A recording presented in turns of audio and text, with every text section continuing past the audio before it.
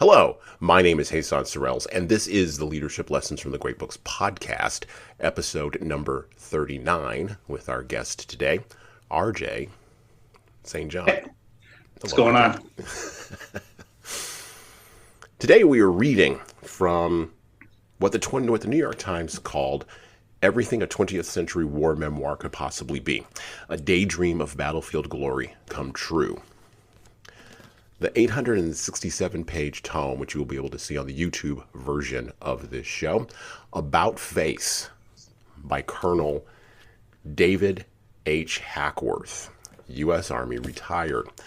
This is a big book, and we're going to have a big conversation about this book, reading directly from the introduction to About Face, and I quote, "A professional soldier's life does not fit easily into memoir unless the soldier is a senior commander, and then the memoir centers on grand strategy and not on the coarse details of the battlefield.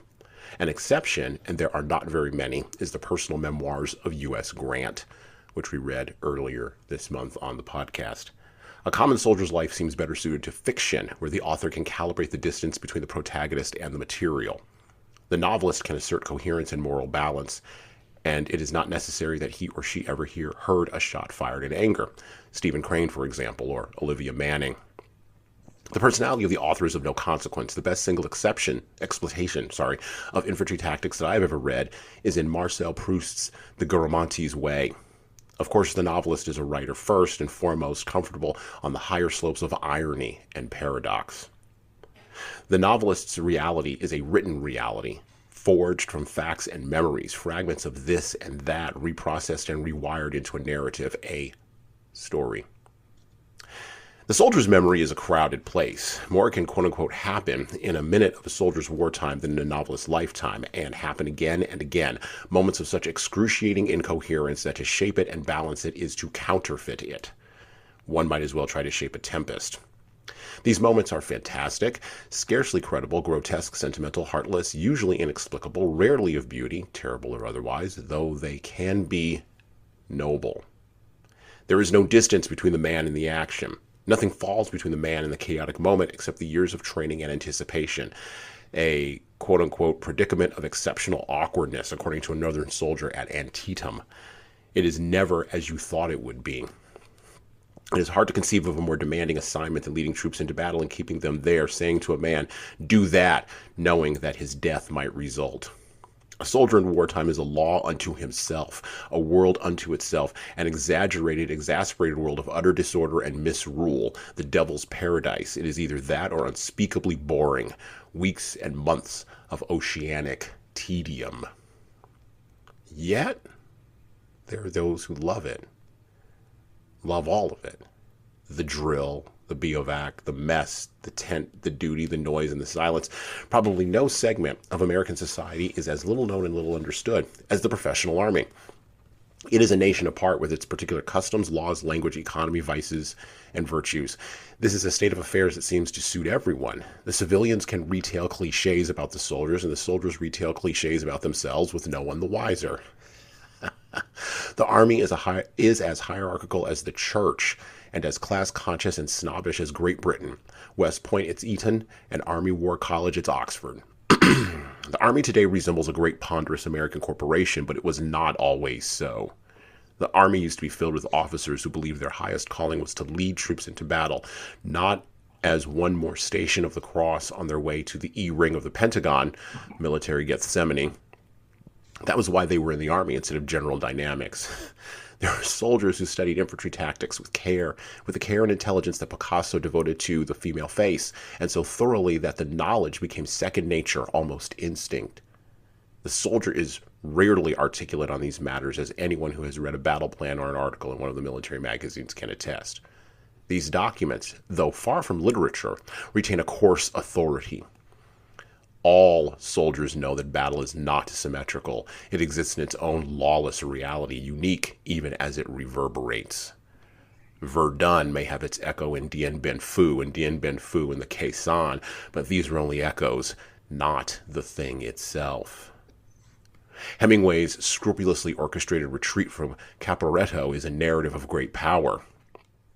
Novels and histories are wonderful and indispensable, but they are not the thing itself.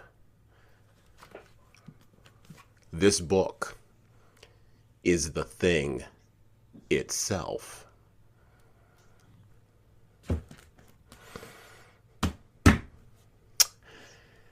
In the civilian world, where acts of leadership, heroism, sacrifice, and courage are often rare, non-obvious, and overlooked, many leaders, stymied by the history and circumstances of the environments they're leading in, will often look to the military or the sports world for examples of quote-unquote pure leadership.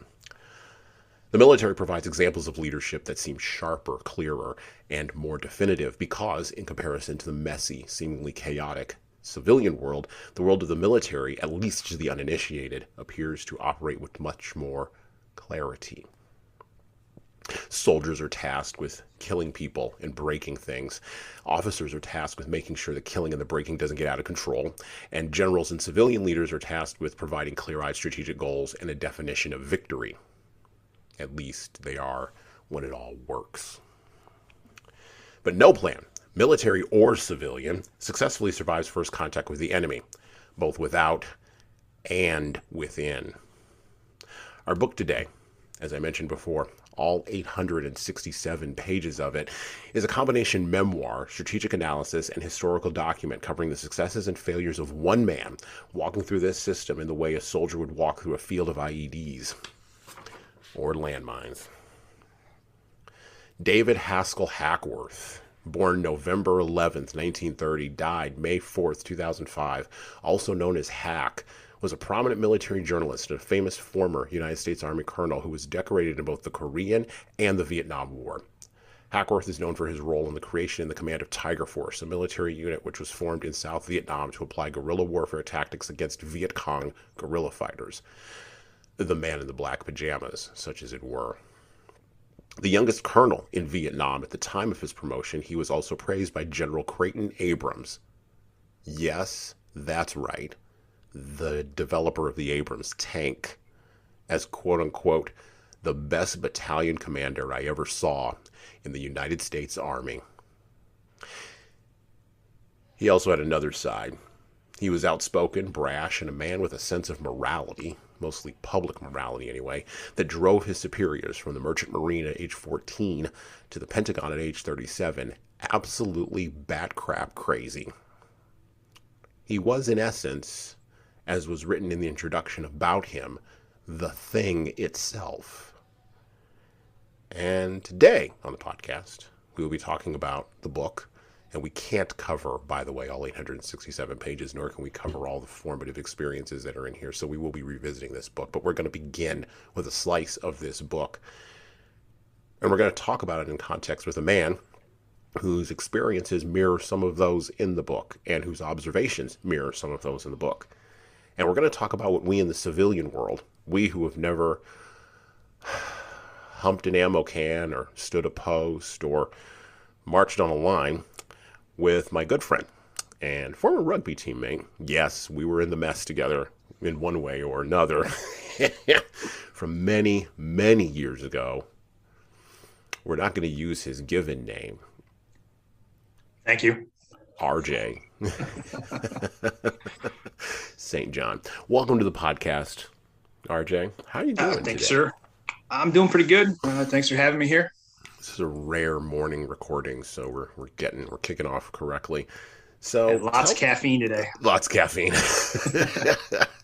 We're going to keep it up. So for those of you who listen, you know how I open, usually with the book and with the excerpt and my little ramble or rant or whatever at the beginning. And RJ very confidently gave me the feedback, because this is the kind of guy he is, that I need to pick up the pace a little bit, make this a little bit more exciting for this book. And so, because I read it too much like, an audio book or something you could fall asleep to, apparently, on the podcast on the regular, which is fine. I'm willing to take feedback from anyone. Even people who are not professional podcasters. Really? All right, here we go. So we're going to get into it today with RJ. So I gave a brief overview of who you are and what you do, but tell the folks where you wound up with the military and how you got in there, and then tell us what you've kind of an overview of what you learned from About Face. Sure. So my name is RJ St. John. I went into the United States Marine Corps when I was 17 in the DEP program. I ended up leaving boot camp when I was 18. Went through MCRD San Diego and ended up getting hurt, shattered my shoulder, and they ended up kicking me out. A couple of years later, when I was working as a contractor for the Air Force doing security, one of my old friends from the Marine Corps actually was there with the Air Force, and he ended up recruiting me into a security forces unit with the reserves. I ended up at the 934th up in Minnesota, where after 12 years with those guys, I ended up getting out as an E6. I fought in Iraq, fought in Afghanistan. I was with the 506 Air Expeditionary Group and the 838th Air Expeditionary Wing when I was in Afghanistan. As an NCO, I oftentimes operated far beyond what my current rank was just out of necessity, because unfortunately I had a lot of leadership that was not. And so in order to get things done, I kind of had to, I wouldn't say cut corners, but I had to make sure that things rolled smoothly. And so I gave a lot of my superiors heartburn because I didn't really pay attention to the rank on my sleeve. I just went and got the job done. And I got a lot of paperwork because of it. I got my ass chewed quite a bit. Didn't really care because at the end of the day, all my kids were taken care of. The job got done. Everybody went home alive, and I was happy with that particular result. So I went from commanding a fire team of 4 guys to when I was in Afghanistan, I was running about 80.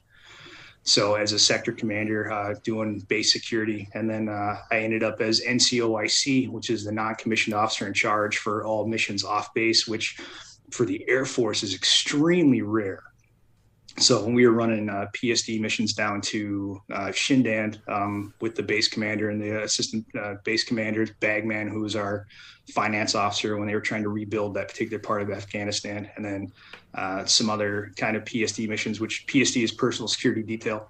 And so I was responsible for the lives of these particular individuals to make sure that they all went home in one piece. I ran 60 some odd missions, never took a loss, didn't lose a package, and I didn't lose any of my kids. So I think I did okay.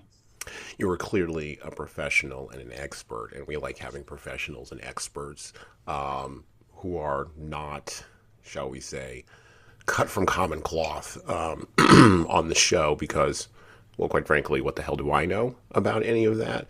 I've reached that wonderful time in my life where I can say, yeah, you know what, I don't know anything about any of that, and maybe I can bring somebody on who knows something I don't know and Sure. find out about what they know, and that can help our listeners.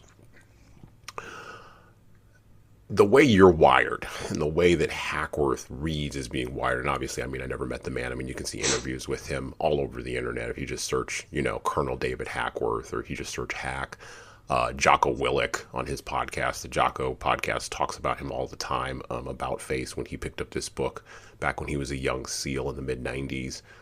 This book really shaped how he thought about leadership. As a matter of fact, he wrote the introduction to the new edition of the book that is floating around out in the world now. We don't have that edition, and that was not his words that I read from in the introduction. I have the original. I have the OG. Yeah, so do I. and you know, and I'm not knocking Jocko or Tim Kennedy or any of those guys that are in the special forces that have had that hardcore experience, but you all share something in common. And it is that sense, and this is what people in the civilian world like about the military. It is that sense that, and I've heard this from people in the civilian world, is we get the sense over here that there's no dysfunction. Everything just works because the outcomes are so right. Because I'm not saying we're correct, by the way, because the outcomes are so clear to us over here. We're over here, and I hear this frustration from veterans sometimes coming back to work in the civilian world. The outcomes are all muddy. No one knows the goals. The mission is effed, and we're off. We're never off to the races. We're just collecting a check, and it's a bunch of lazy bums. I've heard this feedback before. Well, from the civilian world to the military, it's, dear God, everything's clear there. There's clear command structure. People shut up and get in line. Oh my God, why can't we have that? Talking to us about, and again, just like with Hack, you're wired in a similar way, right? Where let's protect my guys. Let's make sure the mission happens. I heard that even in your description of who you are and what you do. Talk to us about the differences between those two for the uninitiated. You know, my audience is community members. My audience is people running for political office. My audience is people who are managers inside of organizations. Less than 1% of our male population has military experience. Sure. So most people don't run into anybody who's ever served. That's a rarity, even with the wars in Iraq and Afghanistan for the last 20 years that have been so publicized. What's the difference between the military world and the civilian world? What are the similarities? Well, I guess I'll answer the first part of it. Wasn't really a question, but more of a statement that you made in terms of people think that the military functions just as a well-oiled machine. And I'm going to say no to that. A lot. I mean, we have phrases in the military like "hurry up and wait," and that is never more pronounced than, especially when you're trying to gear up for any kind of operation, training, or military combat operation, where nobody wants to be late. And so, your battalion commander will say, "Hey, I want everybody here at 06." All right, cool. We're all here at 06, but the major's like, wow, I want to make sure everybody's here early, so let's make them here at 05. All right, sweet. Okay, well, then he gives all those orders to lieutenant, and lieutenant thinks that we're all supposed to be there at 05 because that's what the BC supposedly said, even though it's what the major said. And so for him, he's like, well, we got to be there an hour early, make sure we have our crap. So we'll get there at 04. And then he passes it down to senior NCOs who are briefing all the team leaders like me saying, hey, we need to be there at 03. Roger. So we get all my kids online at 03 with all of our kit, not understanding that we're going to be standing out there in the freaking cold or the sun or the snow or what have you for 4 hours waiting for some colonel to come out and be like, cool, everybody's here. All right, you can go back to doing what you're doing. What? And so there's a lot of dysfunction when it comes to structure, because while you're very right, and so was the introduction on the book in regards to there's a pecking order. And there's a pecking order within the rank structure that's very, very similar to what you see in England with the royal family, all the different barons and baronets and dukes and what have you. And there are individuals that I'm not going to talk to you because you didn't go to West Point. I'm not even going to associate with you because, you're from the other classes. That happens a lot in the military. You do find individuals that will bridge those gaps occasionally, but they're extremely rare. And generally speaking, those are the officers that we call Mustangs, which are individuals that started off as enlisted, like Hackworth, and then got a commission either through the battlefield, which is extremely rare. I think the last one happened in Vietnam. Or you have these individuals that go to school, want to come back because they see the dysfunction within the leadership structure and they think that they have a way that they can fix it. That doesn't always seem to be the case. I've got a lot of examples, two that I can think of off the top of my head, where I had two lieutenants that were both former enlisted, that one was really, really good. She really cared about us. I watched her go nose to nose with a full bird colonel when he's given her stupid orders that were going to put us in danger. And her as a second lieutenant, all 5'3" of her, screaming at this colonel saying, no, I'm not going to do it unless you're coming out there with us. Are you coming out there with us? No. Great. Well, then we're staying here. We're not going to do your stupid nonsense. Conversely, I had another lieutenant who was also a former sergeant, who he was a straight yes man. And it didn't matter if they wanted us standing out on the flight line, wrapped in barbed wire, naked, singing a song. He would make sure that we could do it because that's what the colonel wanted. And right. So there was no common sense with this particular individual. Yeah. And so with the former lieutenant, she actually saw the big picture and she really cared about those underneath her, and to where she wasn't going to put them needlessly in danger. Now, when I was overseas, were we in danger all the time? Generally speaking, yes. But she understood that. And she understood how to read orders in terms of, we don't have enough bodies to do this particular mission. You're going to go do it anyway. No, I'm not. And the fact that she had the wherewithal to stand her ground to a superior officer several levels above her and tell him no, we all witnessed this. And that for us was the premiere of leadership, because she wasn't going to just throw us away like this other lieutenant happily would have, just to get another step ahead or another notch on his belt in terms of good graces for this particular commander.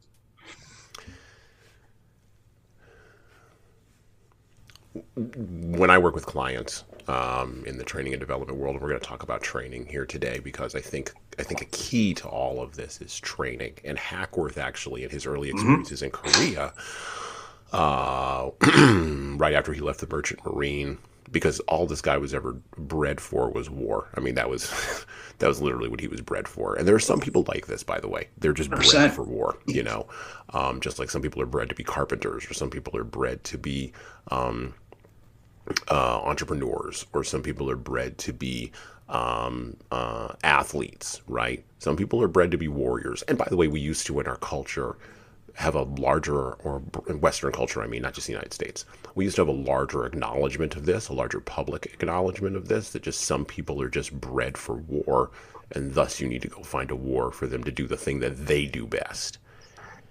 The English, by the way, had a really good solution for this. They just put them on ships and sent them around the world to go conquer shit. Yeah, right. We in the United States struggle with this because, well, just of who we are, and sort of how we're wired around isolationism and around our founding. When you see, though, someone engaging around respect and around seeing the big picture and around having the courage to stand her ground, like in that example that you gave, we try to frame that as advocacy. And when we do training and development, because that's a softer word, it sounds nicer, but in essence, it's the same thing. It's well, it is. It's standing. Okay, I'll use an even clearer term. It's standing up for your people, 100%. Yeah, no, not it's yourself, your people, right? And that's something that Hackworth consistently did throughout Vietnam, particularly, I mean, most notoriously in Vietnam. And we will not be covering his Vietnam experiences on the podcast today. But he learned that as a baby soldier in Italy at the end of World War II, when we were trying to pacify Europe, when Tito, Marshal Tito, who nobody remembers anymore, was running around doing the thing that he was doing in what used to be Yugoslavia. That country doesn't exist anymore. But when he was trying to unite all those people and hold off the Russians, and the Cold War was beginning to happen, in that moment, Hackworth learned what your female officer, your female superior, your female sergeant, I guess is what she was. she was lieutenant. Lieutenant, okay, your female lieutenant. Sorry, your female lieutenant. Got to get the rank correct. Your female lieutenant already knew, and at some point, and some people have it. They just have that interior knowledge. Like I've always known, no matter what team I've led in the like 20 years I've been leading teams, your nonsense and your people eat first. Everybody get in line and eat first. Everybody. And if somebody comes over and screws with my people, it's not their job to fix the problem. It's my job to fix the problem. And you're going to Yep. fire me? Yeah, good luck. If that's the only move you have, you can lead these people. You're welcome, and you have a good day. Which is why I was not really wired to go. I wasn't good. I wouldn't have done well in the military. They would have booted me out within 10 seconds. Like I said, I gave a lot of my senior NCOs and some of my officers heartburn because I had the very same attitude, and they're, especially when I was overseas, their one threat was, we'll send you home. I'm like, oh, don't do that. Oh, please, no. Really? You're gonna send me back stateside and I can not get shot at for sweet. Let's do this. I can sleep till 10 o'clock in the morning if I want. Yeah, right. So, but all joking aside, though, it was one of those things where, while everybody is replaceable to an extent, Right. I think that a lot of people in middle management tend to look at, well, we can just find another one like you. When I got out of the military, the amount of classes that I taught specifically for my unit, and I'm not saying that I was the greatest thing ever. I was very good at what I did as an instructor and as a leader, but I had a whiteboard with probably close to 20 different NCOs on there taking over my various responsibilities. So I was doing the job that I needed 20 other people to assign to because this is what they were good at each individually. I just happened to be one of those weird cogs in the machine where I could do everything. And while was I replaceable? Sure, but you were going to need an army to replace me. And it's very similar to Hackworth too, in terms of the loyalty that his people had for him.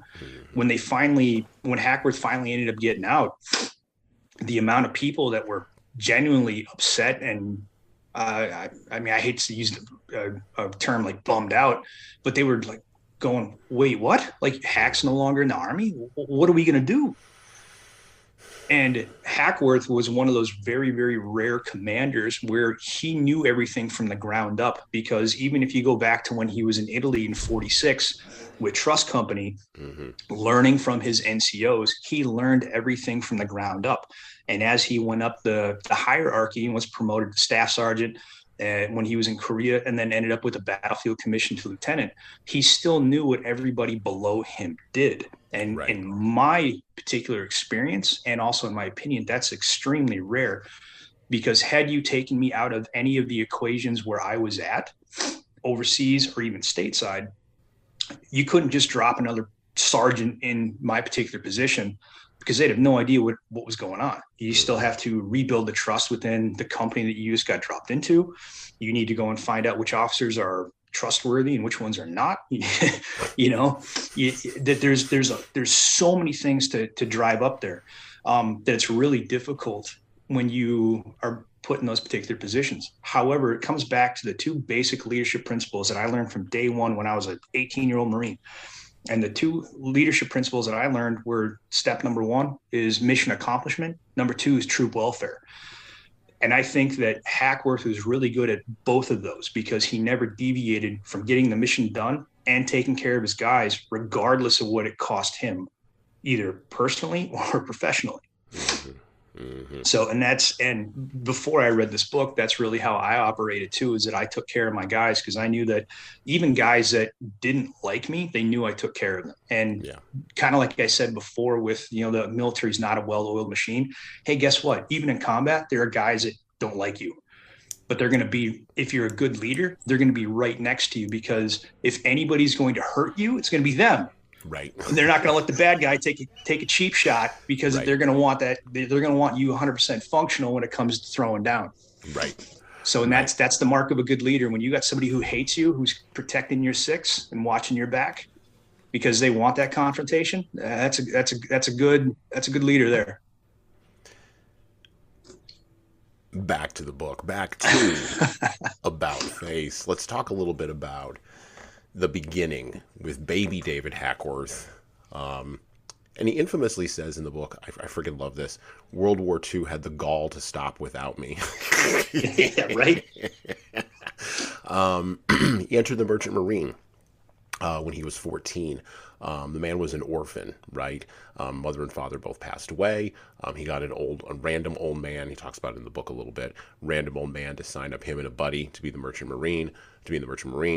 The buddy wound up being 4F because of a bad foot or a bad ear or something like that.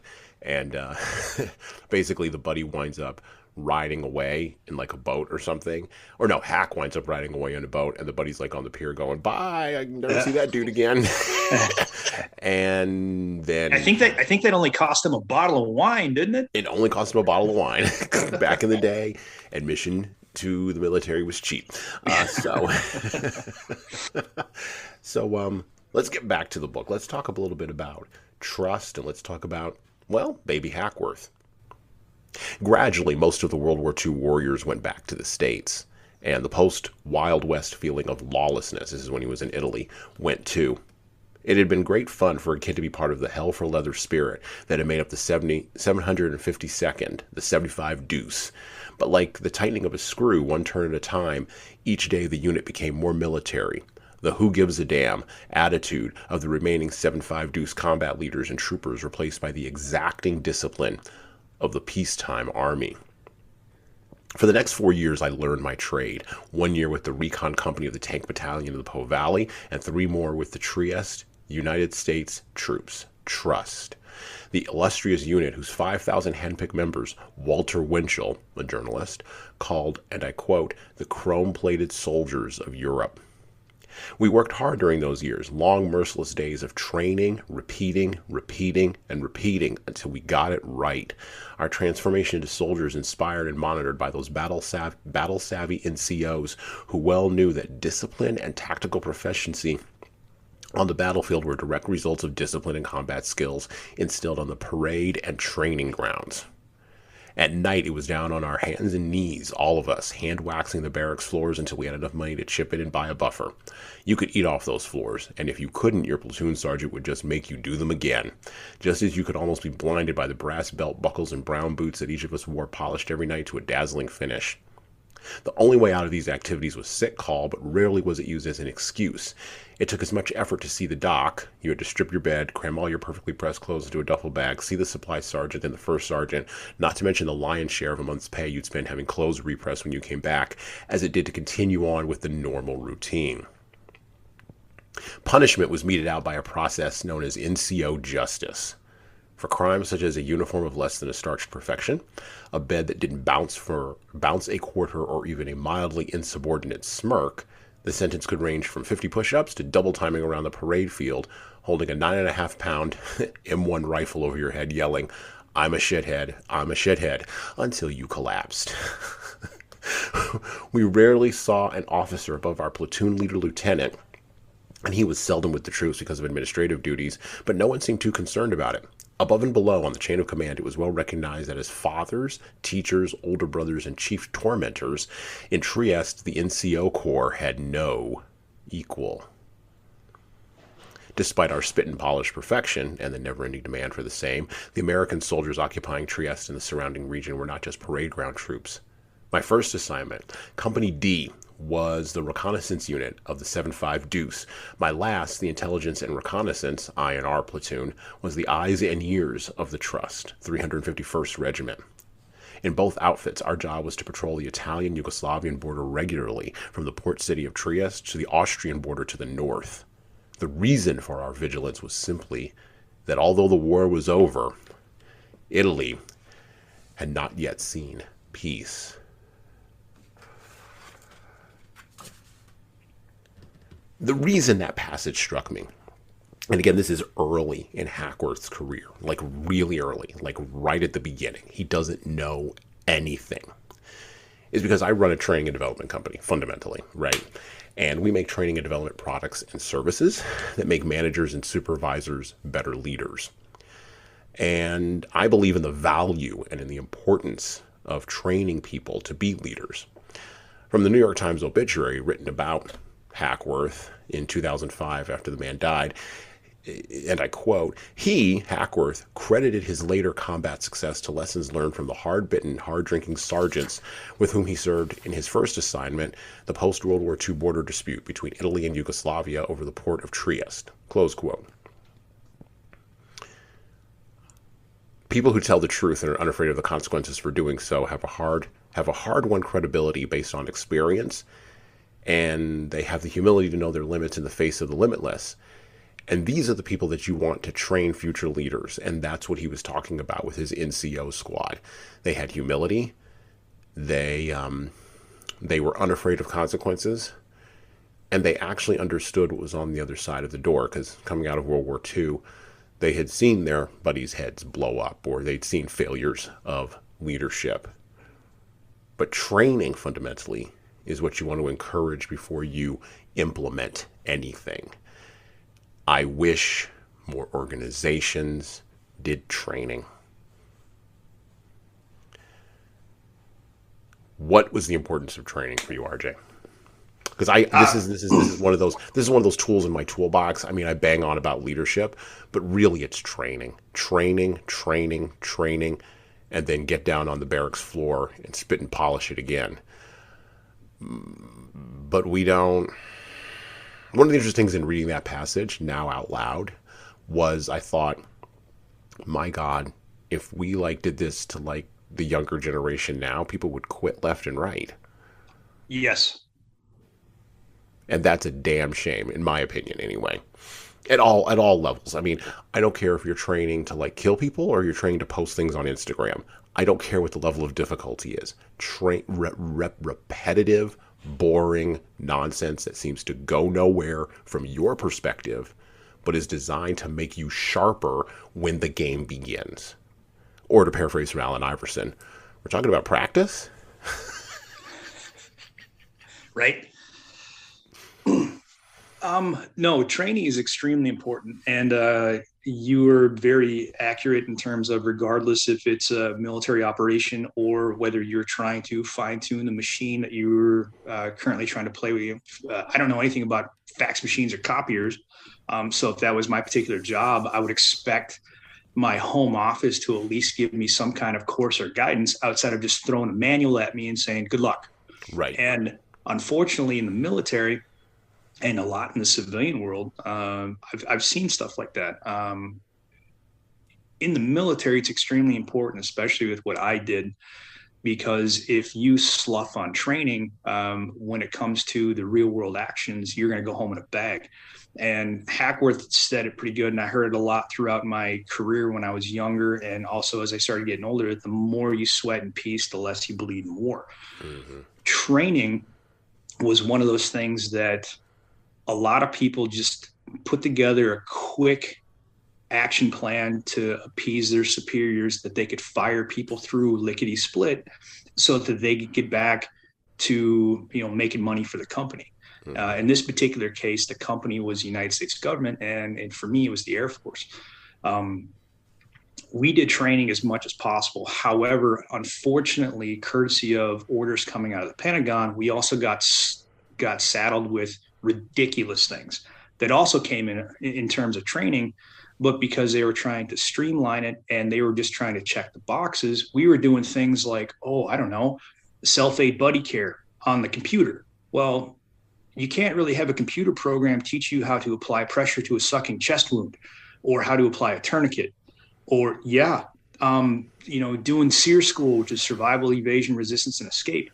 That's a 8-week course out in Washington that they somehow managed to cram into a computer program so people could get a certification saying, hey, I did a SEER course, and they can check that box to put it on their RIP. So when it came to promotions, people would say, oh, hey, he's been through a SEER something.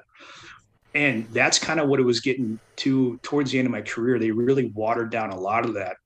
And it was disheartening because, again, in real world application, I don't want the kid who learned how to put a tourniquet on a limb on a computer putting one on me if I got a hole in my leg. I want that kid who used to be an EMT in real life, kneeling on my leg, regardless of how much I'm screaming and yelling, slapping me in the mouth to get my attention while he's putting it on for me, making sure I go home alive. And those are just two very minor examples. But in terms of me, I had the option in the reserves that I could either go to a combat school during the summer or I could go work in garrison and check IDs. I went to every combat school that I could. In fact, I went so many times that the 6th, 10th down in Texas had me audit their classes for when they had new instructors coming through saying, hey, we want to make sure that this kid knows what he's talking about. Would you please give us some feedback? And this is coming from their senior NCO cadre and some of their officers who knew my background and knew that I was good at what I did in terms of paying attention and making sure that all my kids got that kind of training. It's extremely important. And, looking into the civilian world, I guess I would put the question as this. If you hire me as a manager and I disappear for whatever reason, COVID, I get in a car accident, I decide just to quit on the spot, you fire me, what have you, as a boss, can you fall into my position and do my job? In my experience, most of them can't. And that's a failure of leadership. That's a failure of training on yourself. You need to be able to know those jobs of the people that are underneath you. And that's what I did when I was in the military. And that's what I focused on all of my kids in training them. You need to know the jobs of everybody above you and below you, because if I get smoked, you need to take over this platoon. As a machine gunner, if you get hit, your A gunner has to be able to run that gun. I'm not qualified on that gun. I don't care. Can you make it work? Let's go. Same thing with the RTOs, same thing with your medics.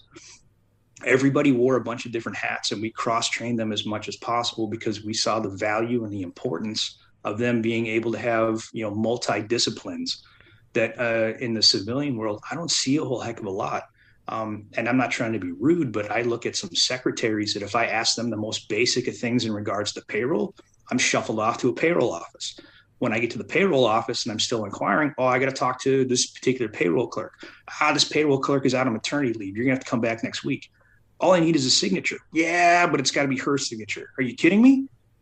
And that's what binds up companies, and that's what binds up corporations. It's what binds up the military, is that there's so much bureaucracy that you can't get anything done. The bureaucratic bloat. That's what basically, I believe fundamentally, that's what basically drove Hack out of the army and Yes. in essence out of the Pentagon, is that bureaucratic bloat. And again, I really want to focus on his early experiences here today. However, you can't get away from, and he even talks about it after his 2-year tour in Korea, or after his couple years of tours in Korea, how, he couldn't advance in the system, even though he had all of this combat experience, leading men, making decisions, killing people and breaking things, advocating for his guys, getting into a fist fight in a lunch line and getting his clock cleaned. And he was not a big guy. I mean, he was a small, wiry guy, but I mean, just like all those old boys coming out of World War II and the Great Depression, didn't matter what size they were, they could all handle themselves. You leave those old boys alone. Yeah. They'll hit you before you blink. Yeah. But he had all of that experience, and the Army looked at him and said, "That's not good enough. You got to go to college." And Yeah. he didn't know it at the time, and you can tell in the memoir the way it's written. He didn't realize it at the time, and he didn't put a word to it until he was in Vietnam. But that was the beginning of bureaucratic bloat in the Army, and in the military in general. It was the beginning of the professionalization, as was mentioned in the introduction, of the services. Well, and don't get me wrong. Look, there's been bureaucratic bloat in the military going back to, like, I was reading something today about Pompey and Caesar. Dear God in heaven. I mean, come on. So I'm not naive, nor am I delusional. Anytime something gets big enough, you're going to have specialization that's just going to get out of control. But training. The big pushback I get on training is it takes too much time and there's no outcome immediately. So if there's no ROI outcome immediately from it, we don't want to do it. We want an ROI outcome from that body immediately, because it cost us $300,000 to get that guy or that woman hired, and we want our $300,000 back right now, today. And like, I'm thinking of a buddy of mine who just got promoted. He's been working as a pilot at a major airline, which I will keep nameless. And he's got a background flying for the Air Force, flew for the Air Force in the 90s, got out, worked for this airline for 20 years. He's now going to be a training instructor. I was actually laughing with him the other day because I was like, "Oh, now you're going to come over to my world." He's like, started laughing or whatever. And we were kind of talking about how you train people. And I said, "How much is it costing the airline to train you?" And he said, "Oh, they're going to spend about $300,000 to train me." And I said, "Oh, they want their money back quickly, don't they?" And he started laughing because he's in his 50s. He's like, "Yeah, they're going to want their money like tomorrow." This is the challenge of training. How do you, maybe you have some thoughts on this, I don't know. But the bureaucracy wants ROI, whether it's the Army or the airline company or the staple company. They want that money back. Sure. But they don't, they seem to, that's a short-term view to me, right? Why is there, how do you counter that tension? How do you counter that tension between the necessity of the long view versus the tension of we need to get this done right now? Yeah, I mean, I think when it comes to return of investment, you kind of hit it on the head in terms of, like, they want it yesterday. Yeah. How you have to get around that, in my opinion, is that as a manager, as a leader, you have to understand that things take time. Yeah. And there is no such thing as instant gratification when it comes to quality of learning.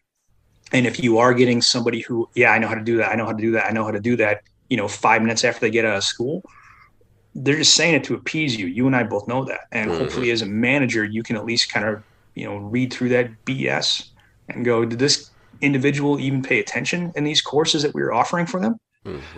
Now, don't get me wrong. There are a handful of individuals out there where you run them through a course and they take to it like a duck to water. It happens. Is that the majority? Absolutely not. And so I think just having an understanding from the get-go that if I'm putting money into an individual to train them in a specific skill set, that while I might get some benefit from it right away, that it's going to take time to develop if I want it to develop. And people aren't plug and play instruments. And training is very important, just to understand what's going on. Unfortunately, I think a lot of it has to do with the individual's attention spans these days.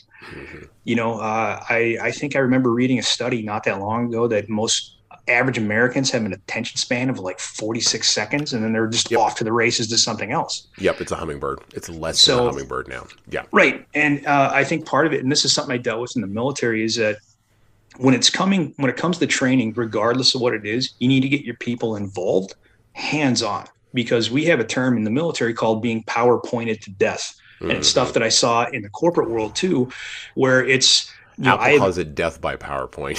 Yeah. And it's like, I have individuals, when I was working for the State Department, I went out to DC for a 2-week training course on how to be a leader, which I thought was hilarious, because everybody in the room who was sitting in that class was either, I think I was the lowest ranking as an E6 in the military. I mean, I had like a former command sergeant major. I had 2 former captains, 1 former colonel. And I had some 19-year-old kid that was reading to us off of the PowerPoint slides like we were freaking 5-year-olds. And I'm going, hold on a second. And so part of my critique back to the cadre was me stating that, I understand that PowerPoints are a training tool.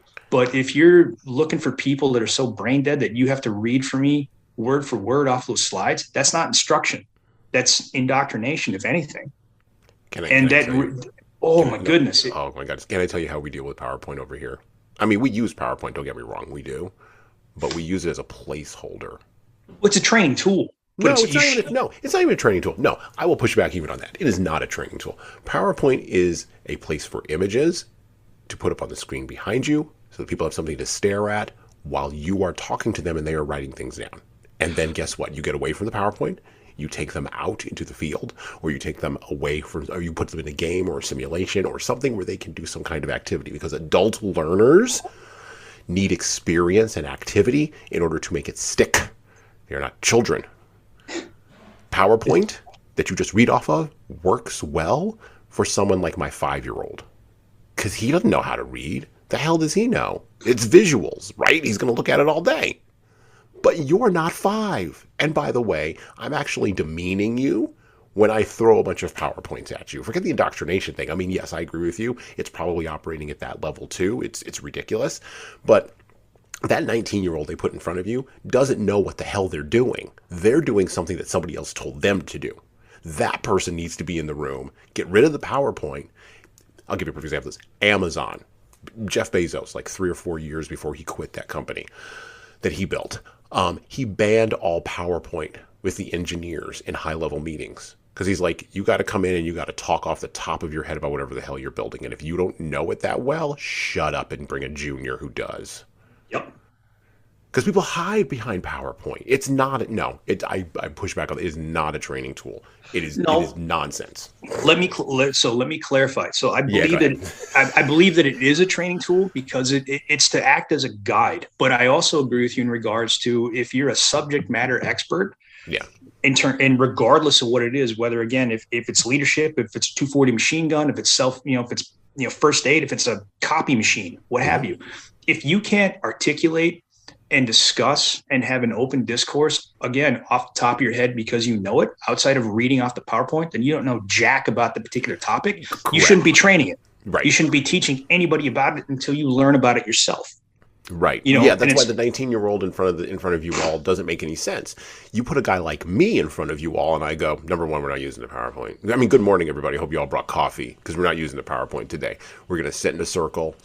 I know y'all going to love that. We're going to sit in a circle, and you're going to open your mouth, and you're going to open your mouth, and you're going to open your mouth, and I get paid because it's a government contract if you sit here quiet for 8 hours, and I need you to talk about what happened, I need you to talk about leadership experiences, and I need you to talk about leadership experiences. Then we're going to put them all in a pile, and we're going to create a simulation live, in person, right? And we are going to run this now, and then after lunch, because that's going to take all afternoon, because I know how much time it takes to pull stuff out of adults, we're going to run outside and we're going to run a course. Matter of fact, I'm going to see how fast you all can run. And by the way, I got a bad ankle, and I'm a civilian, so let's see how fast you all can run. Come on, let's hump it.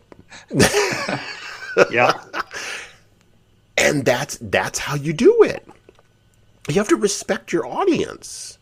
And I get the sense, by the way, that the NCOs that were training Hack, even though the things they were having those young soldiers do, like Hack and all of the other folks who were in trust, even though those things seemed menial, they actually were examples of how to build trust through seemingly menial things, seemingly menial acts, right? And I think there's been failures. There's failures of trust all up and down our culture now. Like, we don't trust anybody. We don't trust anyone in authority. We don't believe anyone in authority. We are our own authority, right? We can, because we've got Google. So how smart could you be? You started seeing this probably about 10, 15 years ago, where kids in school are Googling their teachers and then saying, yeah, that's not what Google says. You're an idiot. So there's failures of trust all up and down the line. Sure. And how can you have good training if there's no trust? By leading by example. Right. Yeah. And, I guess, if you look at Hackworth in regards to when he was in Italy, he had a sergeant named Steve Przenka, where Sergeant Przenka, he showed these kids and discipline by doing it himself. He was there in the trenches with them. He was down on his hands and knees cleaning those floors with a toothbrush, with all the other corporals and PFCs. Even though he didn't have to do it, he did it. And that is probably the best example in my mind, is that if you're going to tell somebody to do something, do it with them. Right. Okay. Does rank have its privileges? Sure it does. But you're going to get a much larger following, and you're going to get a lot more respect, and you're going to have people looking up to you. If you're sitting there knee deep in a trench full of mud and muck and God knows what else, standing right next to the kid that you ordered to be there, they're going to look at you and they're going to go, hey, he's one of us. Awesome. I can go to him with anything. Now, is there division in terms of, in a relationship? As an NCO, absolutely. There are certain things that you can't say to your subordinates. However, if they see you out there doing it the same way that you're beating it into them, they're going to be a lot more receptive to it. And in my particular case, I was older than most of my minions when I was training them, by a good 8 to 10 years. And I was still out there. I was hauling a machine gun. I was running with a full pack, full armor, what have you. And I'm be screaming at him, let's go. Sergeant Przenka was the same way, because if you remember, he was a World War II vet, crusty as hell. And here, comes Hackworth at 17? And he's looking at Przenka and calling him the old man, even though I think Przenka was probably like 28, 29 at that particular point. But he's running Hackworth into the ground. You've got this thoroughbred American boy who's healthy, who's physically strong, who can, climb up a mountain if you told him to, and he's out there hauling ass with him just because he can. That's the mark of a good leader. I will never tell anybody who serves under me to do something that I'm not willing to do for them. I'm going to go a little deep in the weeds here, and then we'll get back to the book, but I'm going to go a little deep in the weeds. I'm going to lead you into the weeds a little bit because something occurs to me as you're saying this.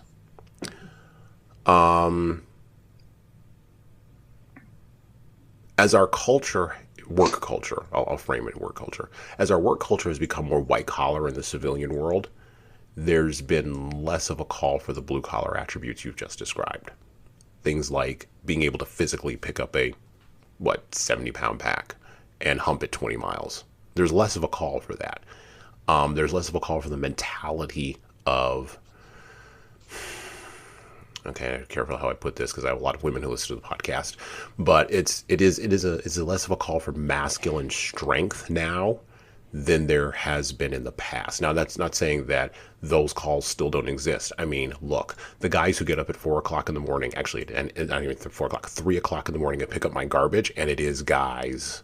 It ain't women on the back of those garbage trucks. Even though garbage trucks are high tech now and they have robotic arms and you get the heck of a lot less dirty, it's still guys making $95,000 a year because they're getting up at 3 o'clock in the morning to keep your lights on and to pick up your garbage and to, when it sucks and there's weather in Chicago or, here, when it's snowing, it ain't women out there getting down in the hole making sure that the electricity stays on. It ain't women. Sorry, it's just not. So there is still a call for that sort of masculine strength. There's a way of connecting that men connect with each other. And we were talking a little bit before we started recording about Sebastian Junger, and about his book War and the other books that he's written, Perfect Storm and Fire and all these other kinds of books, right? Where going in and doing the masculine experience is the thing. I saw this in rugby. The guys who could hump it and the guys who couldn't, right? And the guys who couldn't, both in my experience with you and then later experiences that I had with rugby, the guys who couldn't were the guys who quit. Because like, oh, I scraped my knee, or oh, I turned my ankle, or whatever. And you're like, okay, well, bye. I don't know. And I'm seeing it in jiu-jitsu now. Like, I've been doing jiu-jitsu for about a year and a half or so. And there are people who come in, and I have a martial arts background anyway, so like this is not new to me. But like, there are people who come in and they're like, oh, this is really hard, I need to be really fit, and they never come back. They just don't. They fail in like 10 seconds. And then there's people like me who are just like, that the first time I rolled in jiu-jitsu, I sat down after like a good 3 minutes. I lasted 1 3-minute round. I was gassed. I'm 43. I was gassed. And I sat down and I went, okay, that's the game. Got check. And it just locked in at that point, because the mentality that goes along with that masculine ability to do the hard things, I don't think exists at scale anymore. This is where it goes back to the white collar piece. I don't think that exists at scale anymore in a white collar world where everything's easy, at least in America anyway.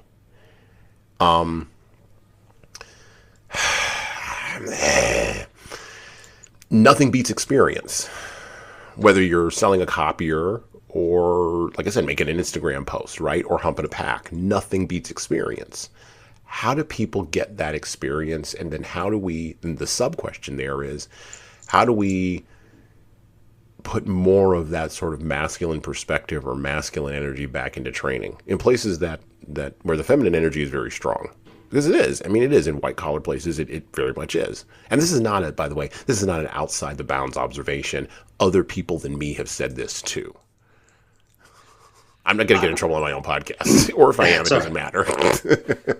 Well, I mean, I think it comes back to what we were talking about in 46 in Italy with trust company, is that it comes back to the little things. Mm-hmm. And it really does. It's like you look at corporate America these days and you have your personal assistant, and you make damn sure that they get you your white grande mocha latte with freaking coconut sprinkles and bullshit. You make sure that they know that, those are the little details. But it can transition to so many other things in terms of making your bed in the morning, finding time to read a book. It's the little things. And if you're demanding so much from your subordinates, do you do them yourself? Mm-hmm. And some people will say things of like, well, I'm the CEO of the company, I don't have to do that. Yeah, you're right. You don't, but you should, because it shows everybody underneath you, that you're just like them. You look at Bon Jovi. Okay. Mm-hmm. Yeah. Okay. Great musician. What have you? Everybody's listened to Slippery When Wet, and has seen Young Guns 2 enough to where those songs are burned in their skull. But he also, in his restaurants, he'll go back and he'll work in the scullery cleaning dishes, because he wants people to know that he's not above doing it. And if you look at a lot of really good NCOs, they're the ones that are in there too. The military for a while would do crap like, oh, hey, it's Christmas. And so, the general's going to put on an apron and he's going to serve you a turkey dinner. Nobody cares. Right. But what they do care about is when you're coming off of a patrol and everybody's hungry and you haven't had a hot meal in 2.5, 3 days. And your NCOs are saying, hey, you go ahead before us. Right. Okay. Rank has its privileges. I easily could walk to the head of the line, grab myself the first hot thing that I see and stuff it in my face. I want my kids taken care of. Right. And when they see that, that's something that is burned in their skull. Like, well, hey, Sergeant St. John did this. I'm going to keep that in my back pocket. So when I'm in his position, I will remember that, because that's how you build that trust with your subordinates and your minions, is that you show them that I can go without for a little bit to make sure that you have it. And that comes back to training too. I want you to be geared up on this kind of stuff. So I will go through second, and I want to learn from you. The best way to learn, or I should say let me back up. The best way to learn, in my opinion, is by teaching somebody else. Right. And in order to teach somebody, you have to know what the hell you're talking about. Now, again, I go back to that CEO. If you expect me to know everything about logistics, you better be able to teach me about it. I mean, it's your Right. company, right? Right. Right. Or at the very minimum, and this is the very minimum, and this is how I kind of run things around here with my company. At the very minimum, if I don't know about it, I know enough to ask good questions to know I don't know about it. And then guess what? I hire somebody who knows more about it than I do, and then I shut my mouth and listen to them Yep. because I don't know it. And there's clearly things here that I need to know. So please, somebody here teach me something that I need to know. Because I don't know it. I don't know the right questions to ask. Or I knew maybe 5 of the right questions when in reality, there's a whole bucket of like 15 right questions you should be asking. And I only got to a third of them. Well, sure. And I think another part that comes into that people need to be careful of is that, you said, if I don't know something, I'll find out the answer or I'll hire somebody who's a specialist in this particular field. Great. Let them run that. I think that the problem, and I ran into this a lot in the military, is that I'd have people micromanaging the hell out of me. Right. Where I would sit there and I'd look at my senior NCOs, and in one case, a captain, and I went, "Do you want to do this? Yeah. Do you know how to do this? No? Shut the hell up and get out of my AO. I have things to do. And all you're doing is making me nervous because I don't know why you're here. And everything that comes out of my mouth, you countermand it because you went to the war college or you went to West Point. Hey, guess what? That's really good on your personnel jacket. Out here, it doesn't mean dick. Yeah. So you just sit in that Mat V inside your armor. You can pay attention. You can learn. Shut up. Yeah. Yeah. We went off into the weeds pretty good there. It's okay. It's fine. I jogged you off into the weeds. It's fine. And maybe it's not masculine energy. Maybe it's more like a masculine mindset because women can have this energy too. Oh, 100%. And I want to be very clear. I'm not taking away anything from that. But what I am doing is saying the opportunities for finding those moments of where the hard work is, and usually it's physical work, but where the hard work is, like if you're Bon Jovi washing dishes, that's physical work. I don't care how many different ways you cut it. I've washed dishes before. I don't think that the technology's changed like in the last 20 years since I haven't, washed a dish in the back of a restaurant. I think it's probably still the same. It's pretty similar. It's hot and it's a lot of stainless steel. It's hot. It's stainless steel. There's a lot of detergent. And you come out and your hands are ridiculous. Okay, yeah, pretty much the same. Okay, that's physical labor, and there's something about. And psychologists have explored this over the course of many years, but they haven't really landed on an answer yet. I'm sure our common friend David Baumrucker, I'm sure he could tell us. Oh yeah, absolutely. Sure he would tell us. But there's a link between the psychology of, not the psychology, the mindset psychology of being willing to do that work and the work itself. And I don't know where that link is. I'm not sophisticated enough. I'm still learning about that, but I'm sure there's a link between those two things. And I fundamentally believe that that's what training is for on the top end. But I also believe that fundamentally that's what makes people better at life. That's what makes people better at existence is, and I'm not diminishing being behind a computer and being a computer programmer, don't get me wrong, but getting out from behind the computer, getting out into the physical world, engaging with that, doing the physical labor, training in a physical way to make yourself better, even if it's in something that's totally the opposite of whatever the hell you normally do. So like if you're a computer programmer, take up carpentry. You may suck at hammering a nail, but take up carpentry. I'm not saying you got to build a house, but take up carpentry. But you're going to learn. But you'll learn something. You're going to learn. Absolutely. And I think I'll countermand gardening. I don't know. Sure. I think I'll countermand that just a little bit in regards that I don't necessarily think it needs to be physical. Okay. It can just be something that's outside of the norm of what you normally do, or what the status quo is for somebody of your rank, if you will. And I think one of the best examples that comes to mind is when I was in Afghanistan. Believe it or not, I ended up doing a personal security detail for none other than Vince McMahon from the WWE. Now, here's a guy at that time who was worth $500 million. Mm-hmm. That he flew out to this remote fob out in Western Afghanistan. He easily could have stayed in Kandahar, where there's 70,000 people and plenty of individuals to keep him safe. with the USO tours, he decided to charter a helicopter on his own because the military wouldn't fly into Shindan. And he took a couple of people, no security detail, and he just showed up.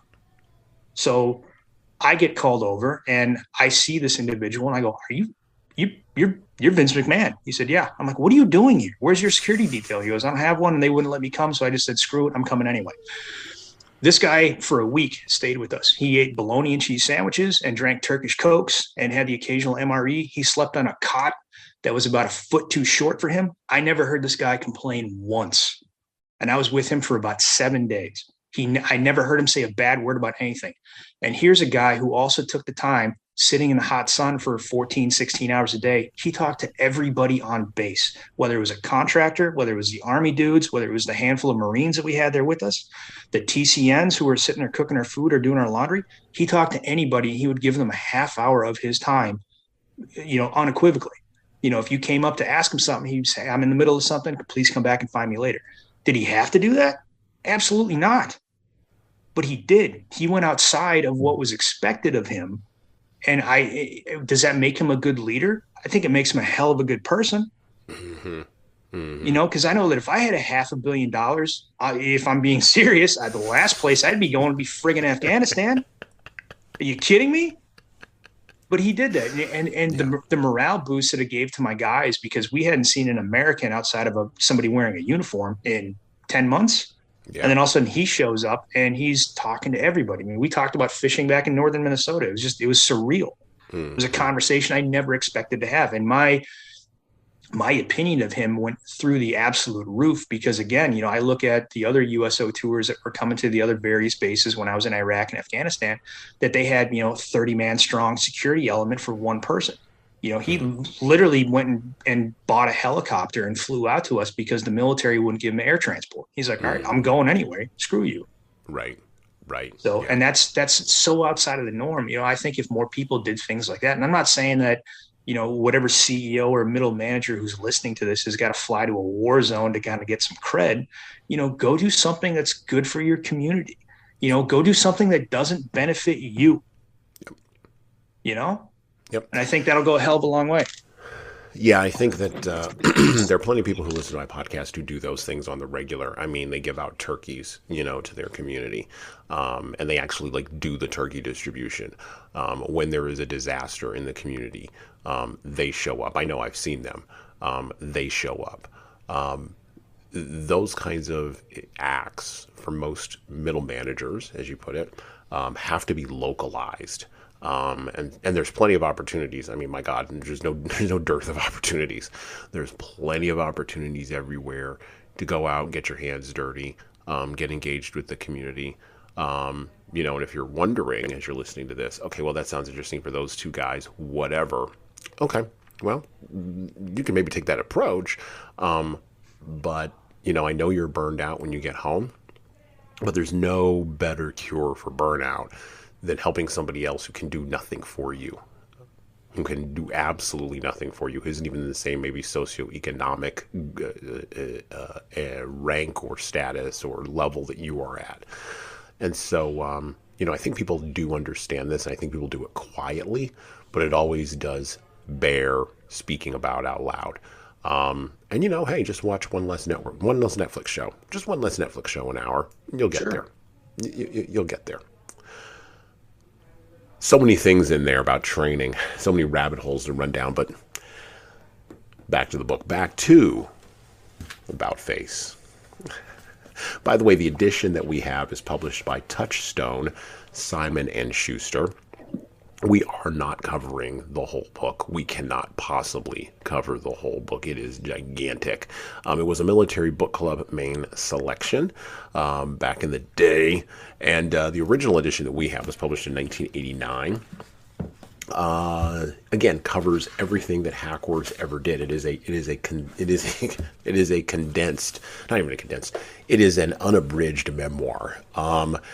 The version that Jocko Willink, which we already mentioned previously on the podcast, the version that the republished edition basically, that he wrote a new introduction for, you can also get on audiobook. So if you're not a reader, if you want to listen to it in your car, you want to listen to it while you're exercising, or you want to listen to it while you're volunteering in your community, you can go get it on audiobook on all the major audiobook platforms where you like to listen to audiobooks. All right, back to the book. Back to About Face by Colonel David H. Hackworth. And I quote a couple different pieces here. They're going to be a little bit long. This is when he's in Korea. So he's left training and he's in Korea. He's getting into the mess, as it were, the suck. And his first fight had been his first screw up. And he says, I didn't know until much later that you generally don't walk away from that one. And so now we're getting into the nonsense. We're getting into fighting the North Koreans and the Chinese. A few days later, 5 of us had been on reconnaissance patrol. It was a black night, save for the U.S. flares that hung eerily over the battlefield. Very quiet, but for the occasional whine of artillery fire and the odd burst of an automatic weapon. We had moved about a mile into enemy territory when we heard motors.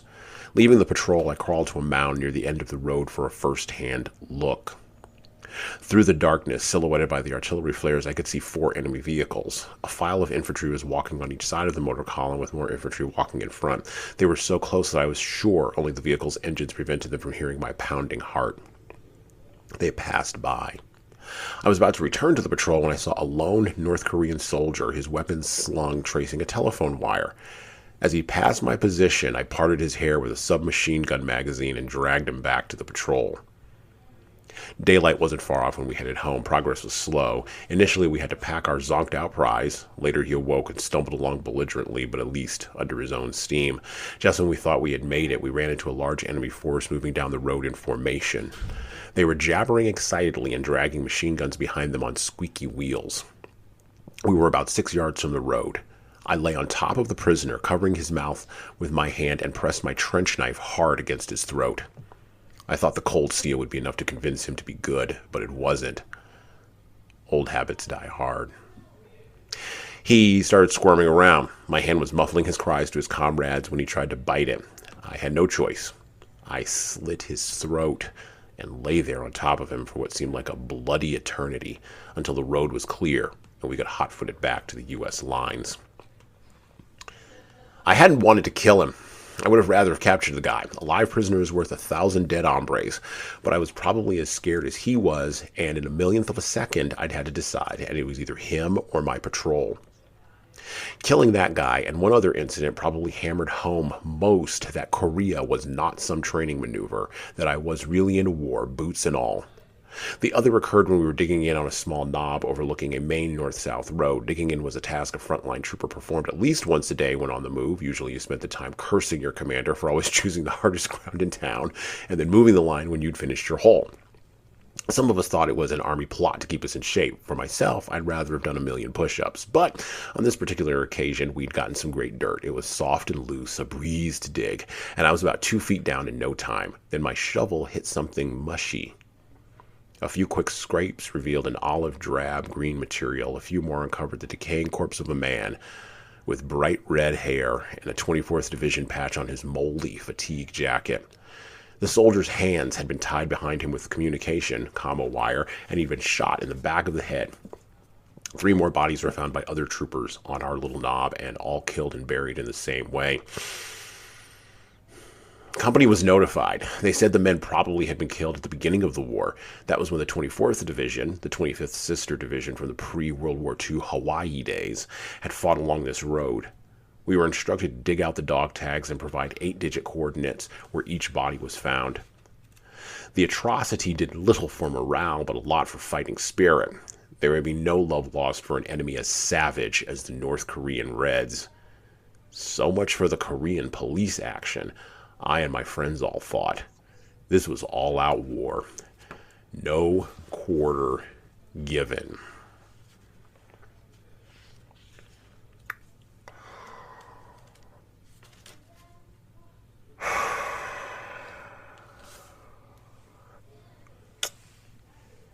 And then another section a little bit later. Many things happen. He runs into a guy named Captain McKaylee. I'm going to draw a parallel between these two sections that I'm reading here in just a moment. To pick up from About Face, we continued fighting a delaying action south through the Chorwan Valley until we received the welcome word that we were going into reserve. Instantly high spirits, charged, bone-tired feet. The only news that could have been better would be the word that the war was over. All of us looked forward to a few days off to sleep, to take hot showers, sing, and drink booze.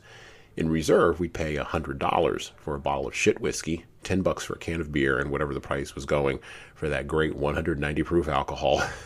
The docs got it through their black market medical outlets, which, even mixed with pineapple juice, was so powerful that it made the insides of our canteen cups look like they'd been chromed.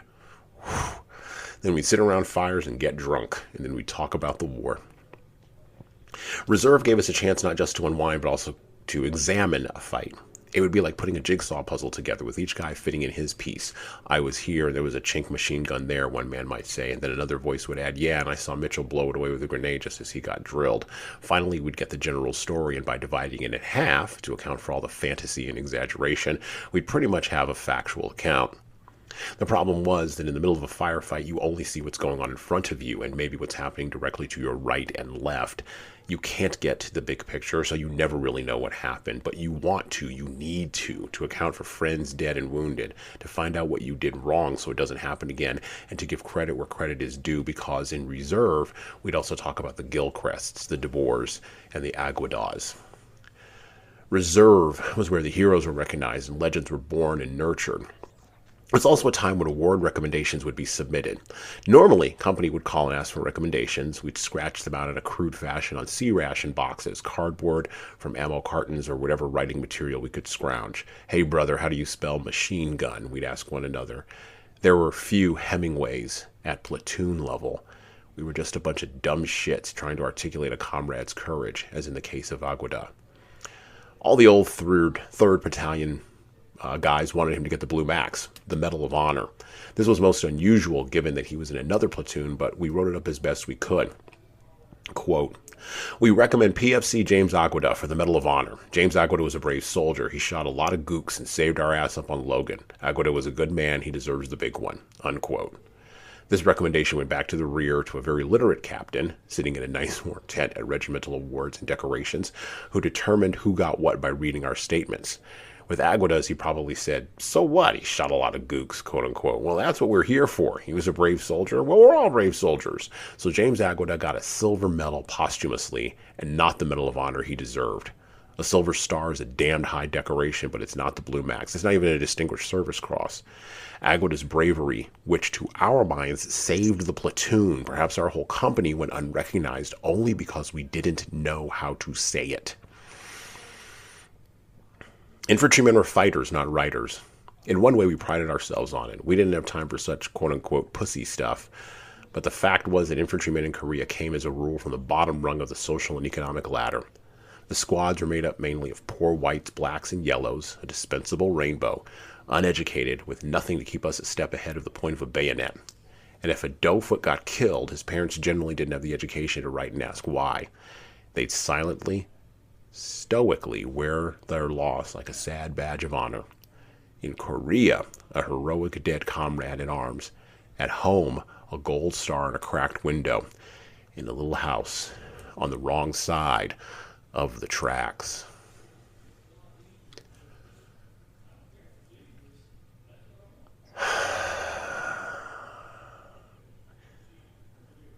I read both of those passages together because there's a line that links both of those ideas. First off, killing a man and understanding that, oh, now we're actually in the game and now this is serious. And then the idea of being from the bottom of the socioeconomic ladder and not really understanding the value of being able to explain what you do. My father was in Vietnam, and he had a lot of experiences in Vietnam, many of which I never heard about. And like many men of his generation who were born in northern Kentucky / southern Ohio, as a black man coming out of that area in that period of time in the 1950s, a generation later, he would be part of the machine that Vietnam chewed up, the machine that Hackworth looked at and said, what the heck are we doing? The machine that McNamara said, hey, let's just throw more bodies at because surely that will solve the problem. The machine of illiterate brown and yellow and white, poor white, let's be clear, people who have, quite frankly, in America, at least in the 20th century, fought and died in our wars. But Hackworth figured it out. He figured it out from the, and he wasn't well educated himself, but he figured it out from the point of like being able to kill somebody and being able to make that decision in, as he said, in the millionth of a second, all the way to, oh wait, we actually have to figure out how to write this up so that the right people read it in the right kind of way so that this person gets what they deserve, because the person who deserves this thing doesn't actually know how to describe what they did. They just did it. There's two pieces to leading, and in business leadership, just like in leadership on the battleground, it's not just enough to do a good job and show up. We talked a little bit about that in our last little jog. It's not just enough to do a good job and show up. You also have to be able to talk about it. RJ can talk about what he does and what he did, but it's really hard to talk about that in terms that other people understand. How can leaders, here's the question, how can leaders, RJ, articulate what it is that they do in the millionth of a second when they have to take a life for people who aren't there and will judge them later, who are in the hierarchy, who are far away from the work, who may have forgotten even what it's like to get their hands dirty? That's a good question. And you're a poet, by the way. And by the way, Jocko is an English literature major. Like all of the people who actually like are warriors, and you'll note this in history too. Miyamoto Musashi, warriors and poets. There's something that goes weirdly that goes along with writing and being able to kill a man. And I don't know where those are, where that line is, but there's a line there. There's a through line in being able to do the thing and then explain the thing in a descriptive way to others who weren't there. How do you draw that line if you're a leader? I think a lot of it is just an understanding of that particular situation. And Hackworth put it pretty clearly in regards and when they were doing their AARs, which is your after action report, and trying to get everybody's input, and then again cutting it in half because that's going to be much more accurate. Not embellishing, actually having the wherewithal to tell the truth about what occurred during a particular situation, whether it's in combat or whether it's, there was someone took all the creamer in the break room and you didn't want to replace it. And yet you're trying to blame the janitor because, he decided to, overdo it in his coffee, taking that responsibility and actually being able to stick to your word and stick to your story. I've seen a lot, both in the military and also in the civilian world, of individuals that are placed in a situation where they have to describe an incident, whether it's good or it's bad.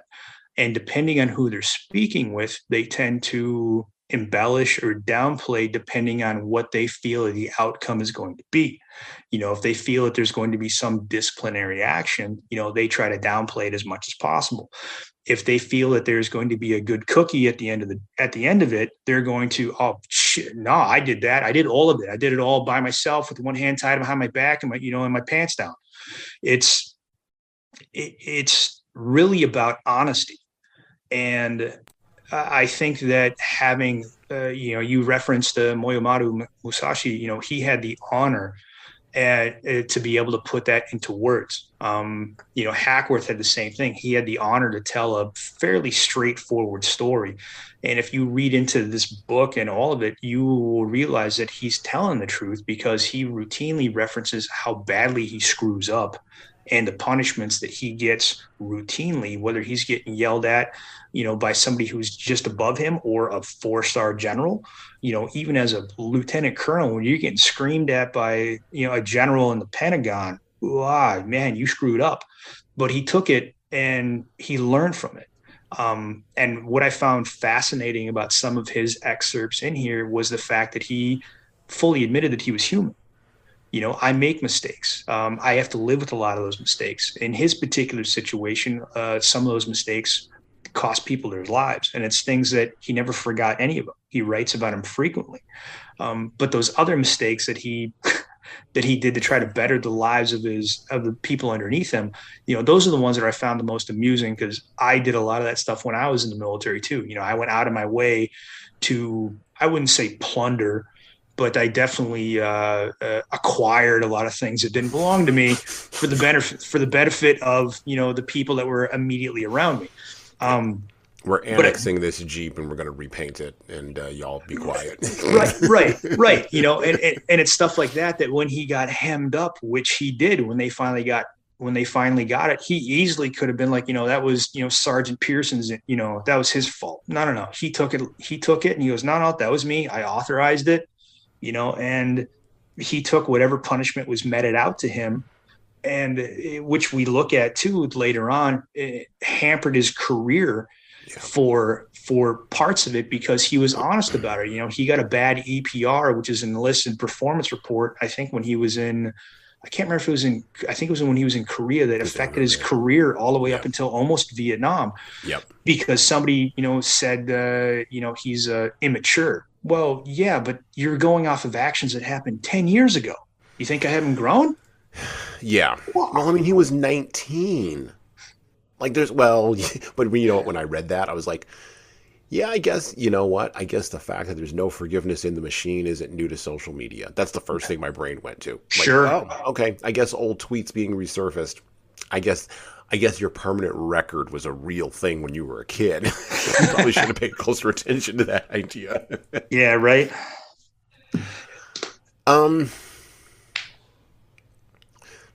I don't want to get into all the vagaries of killing somebody. I don't want to get into that. I kind of take the Clint Eastwood approach from Unforgiven. When you kill a man, you take away everything he has and everything he's ever going to have. And that's enough to say about that.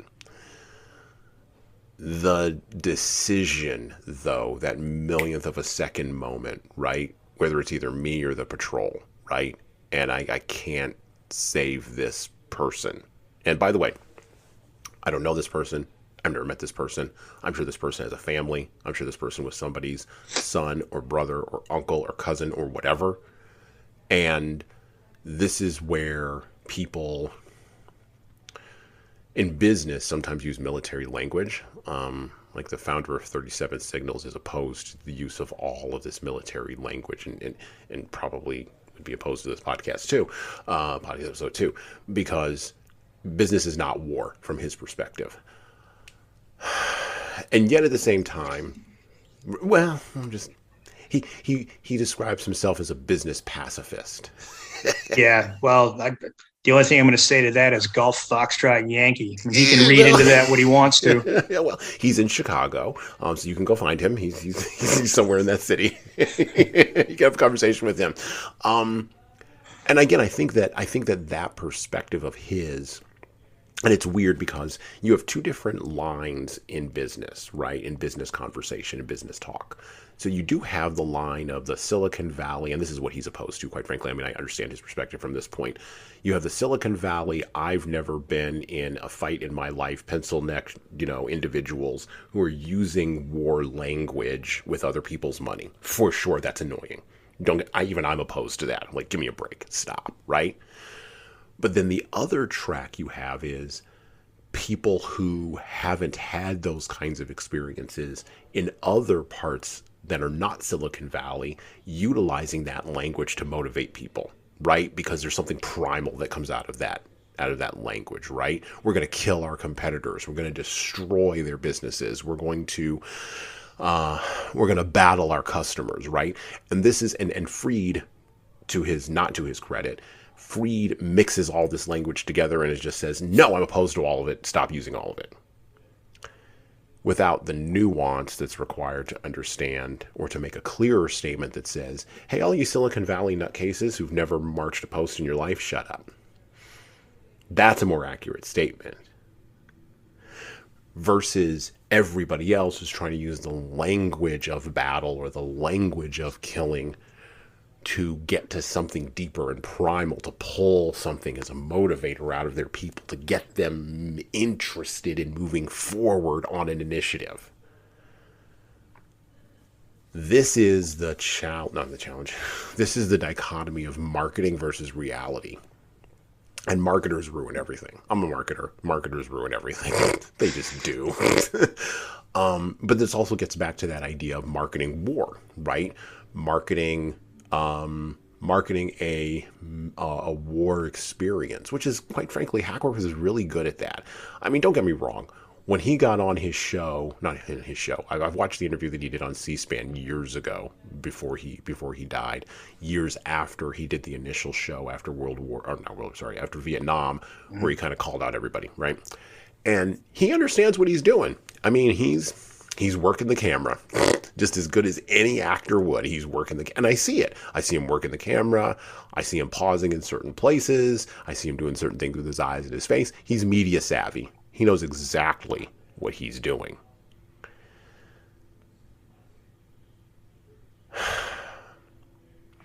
How should leaders in business... No, not how should. I'm going to ask you an even more direct question than that.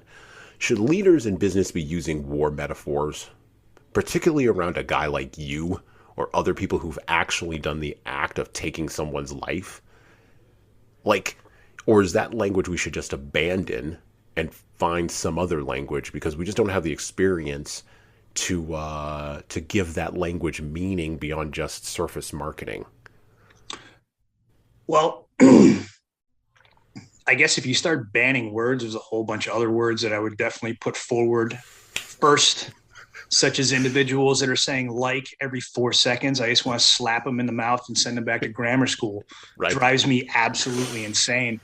But we're gonna get back to the book here after we finish. I'm gonna reach through this. I'm gonna get you. He's coming for me. He's coming for me, folks. But no, to answer your question, do I think you have to change the vernacular? Not necessarily. However, I do believe that you have to have an understanding of it. You know, when you look at words like kill, maim, destroy, they're part of our lexicon, and it doesn't necessarily have to do with business. I mean, if you have an infestation at the house of rats, I want to kill those little guys. I'm going to war. I'm going to war with rats. 100%. So how is that any different than, going to war with your local newspaper, if you're selling papers yourself? You can use that vernacular as long as you use it properly and constructively.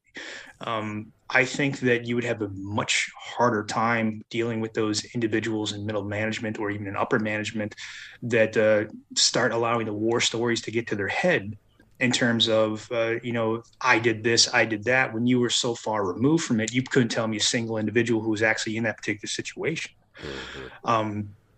Don't change the vernacular. I think that's a huge problem that we have these days, is that we're trying to find user-friendly words that make everybody happy. Hey, guess what? That's not how it works. That's not how life works. Right. Okay. You're going to say things that's going to piss somebody off, even me. Yeah. And you just have to learn to be an adult about it. And you have to understand that you're going to hear words and phrases that you might not agree with, but you can't lose your mind every time that somebody says something that doesn't agree with your particular parameters.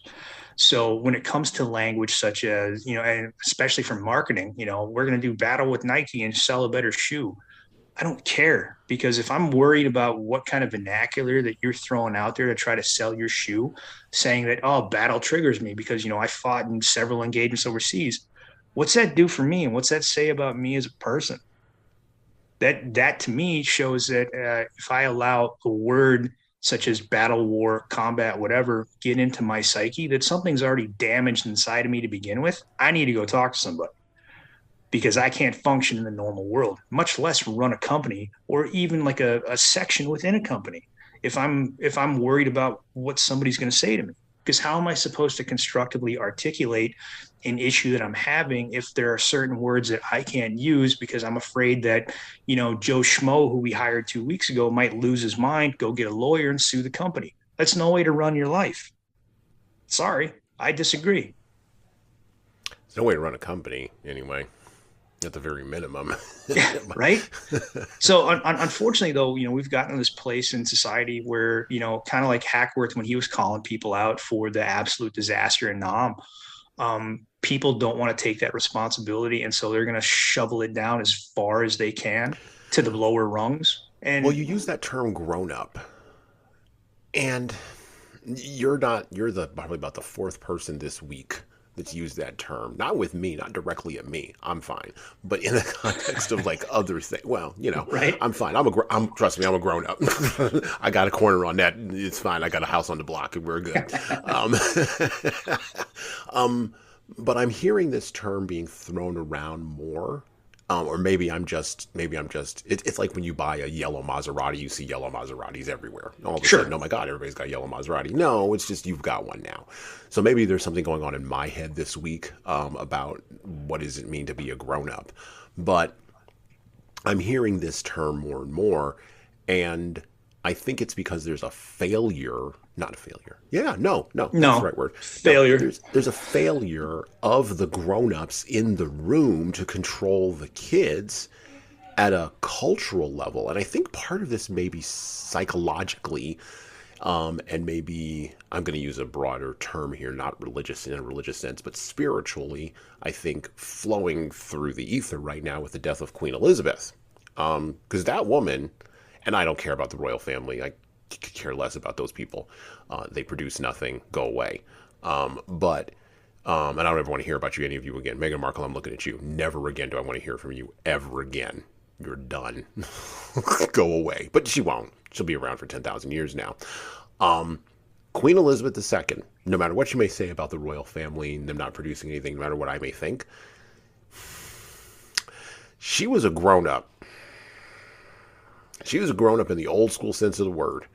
Honor, respect, stiff upper lip, took herself seriously but not too seriously, knew the Yep. boundaries, demanded respect. I mean, for God's sakes, Donald Trump respected that woman.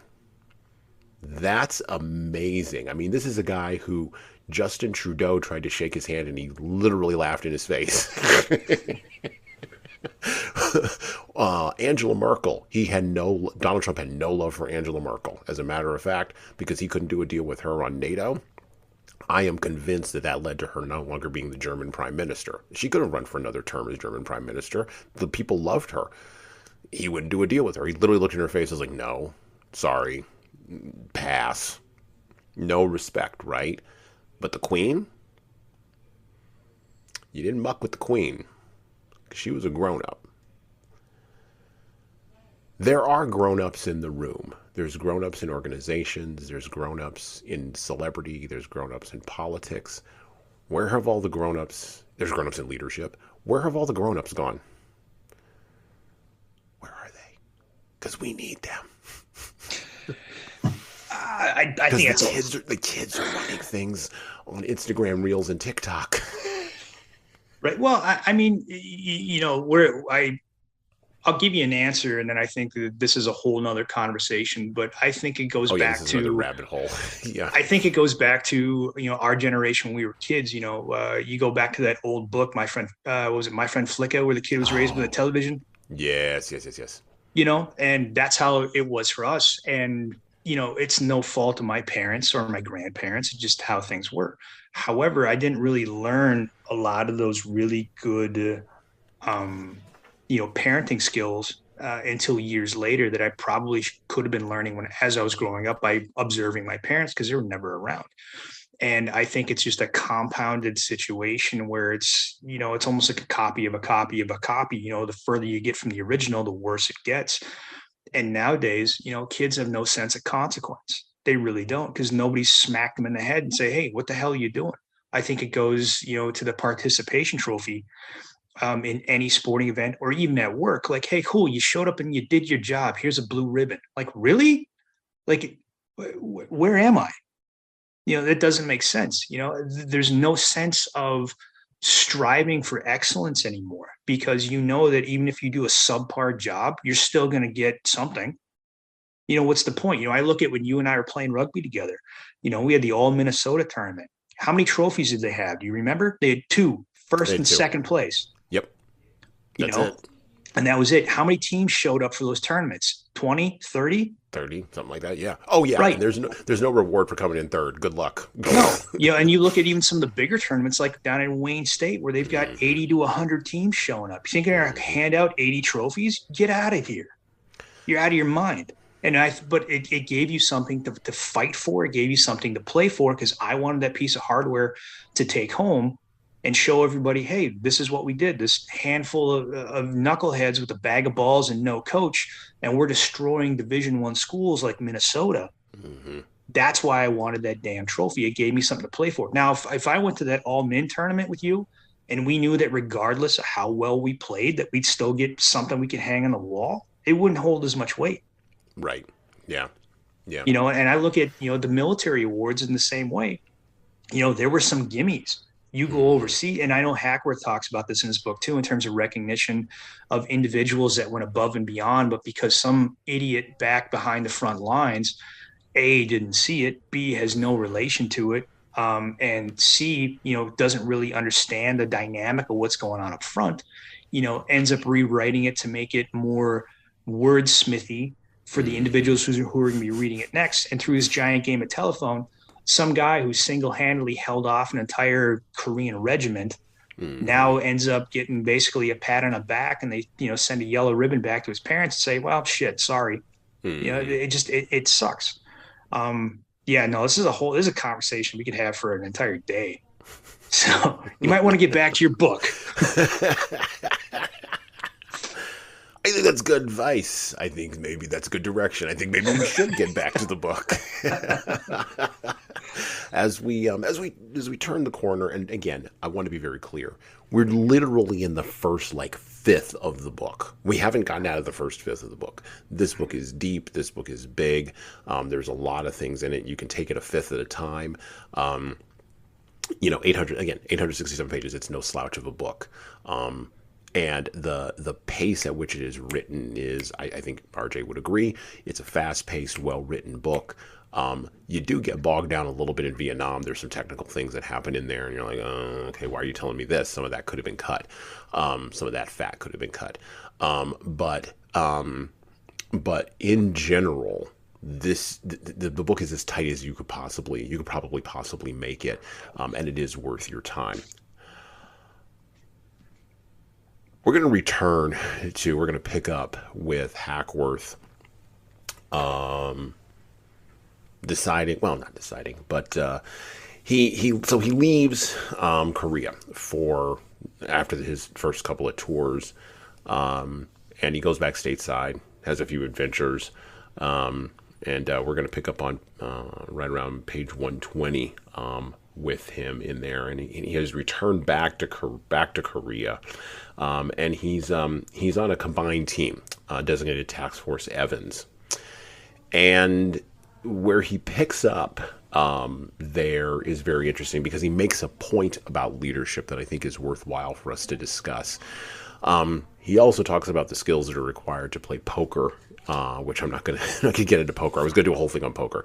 Not going to get into poker. Instead, I want to talk about the leadership piece. We'll talk about poker in a little bit. Maybe we can weave poker in. Because I think that leaders can learn from poker and can learn from chess. I think these are two key games that leaders have to play in order to be successful leaders. And even if you don't care about poker, and you don't want to lose any money at poker, which he wasn't worried about losing money, but if you don't want to lose money at poker, you can watch the World Poker Tournament and actually pick up a ton of good skill sets for leaders. And then chess, chess is the classic strategic game. It ain't checkers, kiddos. I'm even teaching my 5-year-old to play chess. I've made my daughters dangerous, and I look forward to making my son dangerous. It is a game of strategic thinking. It is also a game of patience, and it is a game of, it's a game of patience and strategic thinking. I'll leave it at that. Hack, however, here wants us to really focus on leadership, and so back to the book, back to About Face. And in the chapter By the Direction of the President, which is a great chapter title, Soon our combined team, designated Task Force Evans after Dell Evans, our company commander, was ordered to pass through the front and probe a series of small, Chink-occupied hills in preparation for a UN limited offensive, which was jumping off the next day. We breezed out, riding the backs of tanks. When we got close to the hills, the infantry dismounted and deployed in a line of skirmishers. Mines, mines, came a sudden urgent cry. We froze. A quick recon revealed my platoon was in the middle of an American AP minefield full of bouncing Betty types. For infantry, the worst in the inventory. By the way, pause here.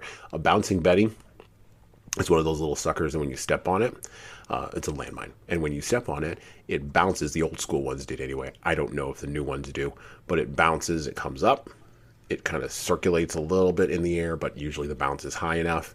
Usually about waist high, sometimes about nose high, and then it explodes and takes off your face, or takes out your guts, or does some other kind of damage. Yeah, takes out your legs. They're spring-loaded anti-personnel mines are pretty ugly, and basically what happens is that when you step on it, you arm it and you disengage that spring, and as you step off of it, it'll spring up, and so it's in between you and the person behind you, and it'll pop up your right to about waist level, and then detonate, and then it'll get both of you. So yep. They're ugly. They're ugly, and back in the day, they were really hard to detect. Back in World War II, back in Korea. So back to the book. We carefully reorganized at a respectful distance behind the tanks, and while the Chinese watched us from the hills, and by the way, at this point in time in the Korean War, the Chinese were helping out their North Korean allies, and so the Americans and the Chinese were directly fighting each other. Just so that you know, here on the podcast, Americans and Chinese have fought each other in a war already. Well outside the effective rifle range, the tanks proceeded to lead us through the field, blasting lanes with their tracks. Meanwhile, the enemy started lobbing a few mortar rounds, but never got close. One advantage the Americans always had over the communists in Korea, and thank God because they'd have eaten us alive, was that the Reds could never quickly and effectively adjust their indirect fires, mortar and artillery, nor with their bad como that's communication, easily coordinate fire support. Once out of the minefield, we started maneuvering up the ridgeline. The tanks and tracks supported our attack with overhead fire from the valley floor. It was standard procedure, attacking a hill under an umbrella of fire. Except that after a while, we were getting rained on. The tracks, quad 50s, were chewing up the ground with long bursts right into my people. I screamed on the radio, shut it off, you're firing right on top of us, but the slugs kept coming. I grabbed the air panel my RTO dragged behind his radio and started waving holy hell out of it. This long, brightly colored panel would show a blind man our forward edge. The quad 50 fire lifted. Miraculously, we had no casualties. First U.S. mines, now U.S. fire. Who needs an enemy, I thought. Then I remembered who commanded the tanks, and I thought I did know he hadn't done it purposely. For a fleeting moment, I wondered if that friendly fire hadn't just been Milo Rowell's trump card. And I won't get into all of that. You can read the chapter. From the map, from the valley floor too, the ridge had looked as if it ran from the top of the objective assigned to me by C.O. Dell Evans, but about 400 yards from the top of the hill, we found that it was a military crest. To continue the attack, we'd have to move across a long pool table-like shelf and then come back up. There was no cover, no concealment, no avenue of approach. It would have been Pickett's charge. No more healthy for infantrymen in Korea, 1951, than in Gettysburg, 1863. I held up the guys and called Dell with the lowdown. He switched the main attack to the 2nd platoon, commanded by former NYPD cop and recalled World War II vet First Lieutenant Jim Lynch, which was coming up another finger. Our job would now be to support their assault by rifle and machine gun fire. We'd been pinched out of the assault, and for the 3rd VZ, it was lucky. Lucky case of being in the wrong place at the right time. 2nd platoon did not have an easy road. The Chinks were solidly dug in, and we're not about to be shoved off their hill. The first part of the mission to determine the enemy's disposition was accomplished the minute we locked horns. The second part of the mission to inflict maximum casualties on the enemy was also accomplished, all guns and weapons blazing within the company and supported by tank, quad 50, artillery, and Corsair delivered bombs and napalm. Still, the assault force took casualties. One trooper was blown down the hill and rolled into the pool table in front of my platoon. He lay in the open right under the Chinks' guns. Brave Corporal Victor Kozaras from my platoon, acting on his own, quickly stripped his gear and took off like a shot. He grabbed the guy as though he were a bag of potatoes and charged back through a hail of enemy fire to the safety of our hill's reserve slope. Reverse slope.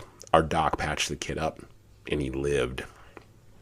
Kozaras was later awarded Silver Star for his act of unselfish gallantry. Still, his feat could have backfired. He could have been hit. Then two disabled troopers would have lain exposed in the open, fire-swept crest until another brave soldier rushed to the rescue and got hit himself.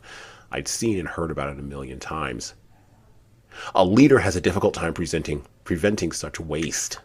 The problem is simply that if an enemy fire can cut down one man, the same fire can cut down 100. In a hot firefight, a rifle platoon can take 10 casualties before you can cry medic. And if you multiply by 10 the one rifleman who falls out to look after his buddy, suddenly you've lost the guts of the platoon's firepower. This is the point of all this. So a leader has to be hard-nosed. He must remember his mission comes first, and only then the welfare of his men. If a guy stubbed his toe 3 feet from a cobra, you wouldn't let his buddy sit down, take off the guy's boot, and assess the damage, especially when a tiger is lurking just behind the snake. A leader cannot give the enemy the initiative by allowing his unit to become ineffective as a result of care for the wounded becoming first priority. Keep your weapon down range and don't play medic was my standing operated procedure, and I tried my damnedest to enforce it. Any other course carried not only the risk of failure to accomplish the mission, but also the loss of a hell of a lot more men than necessary.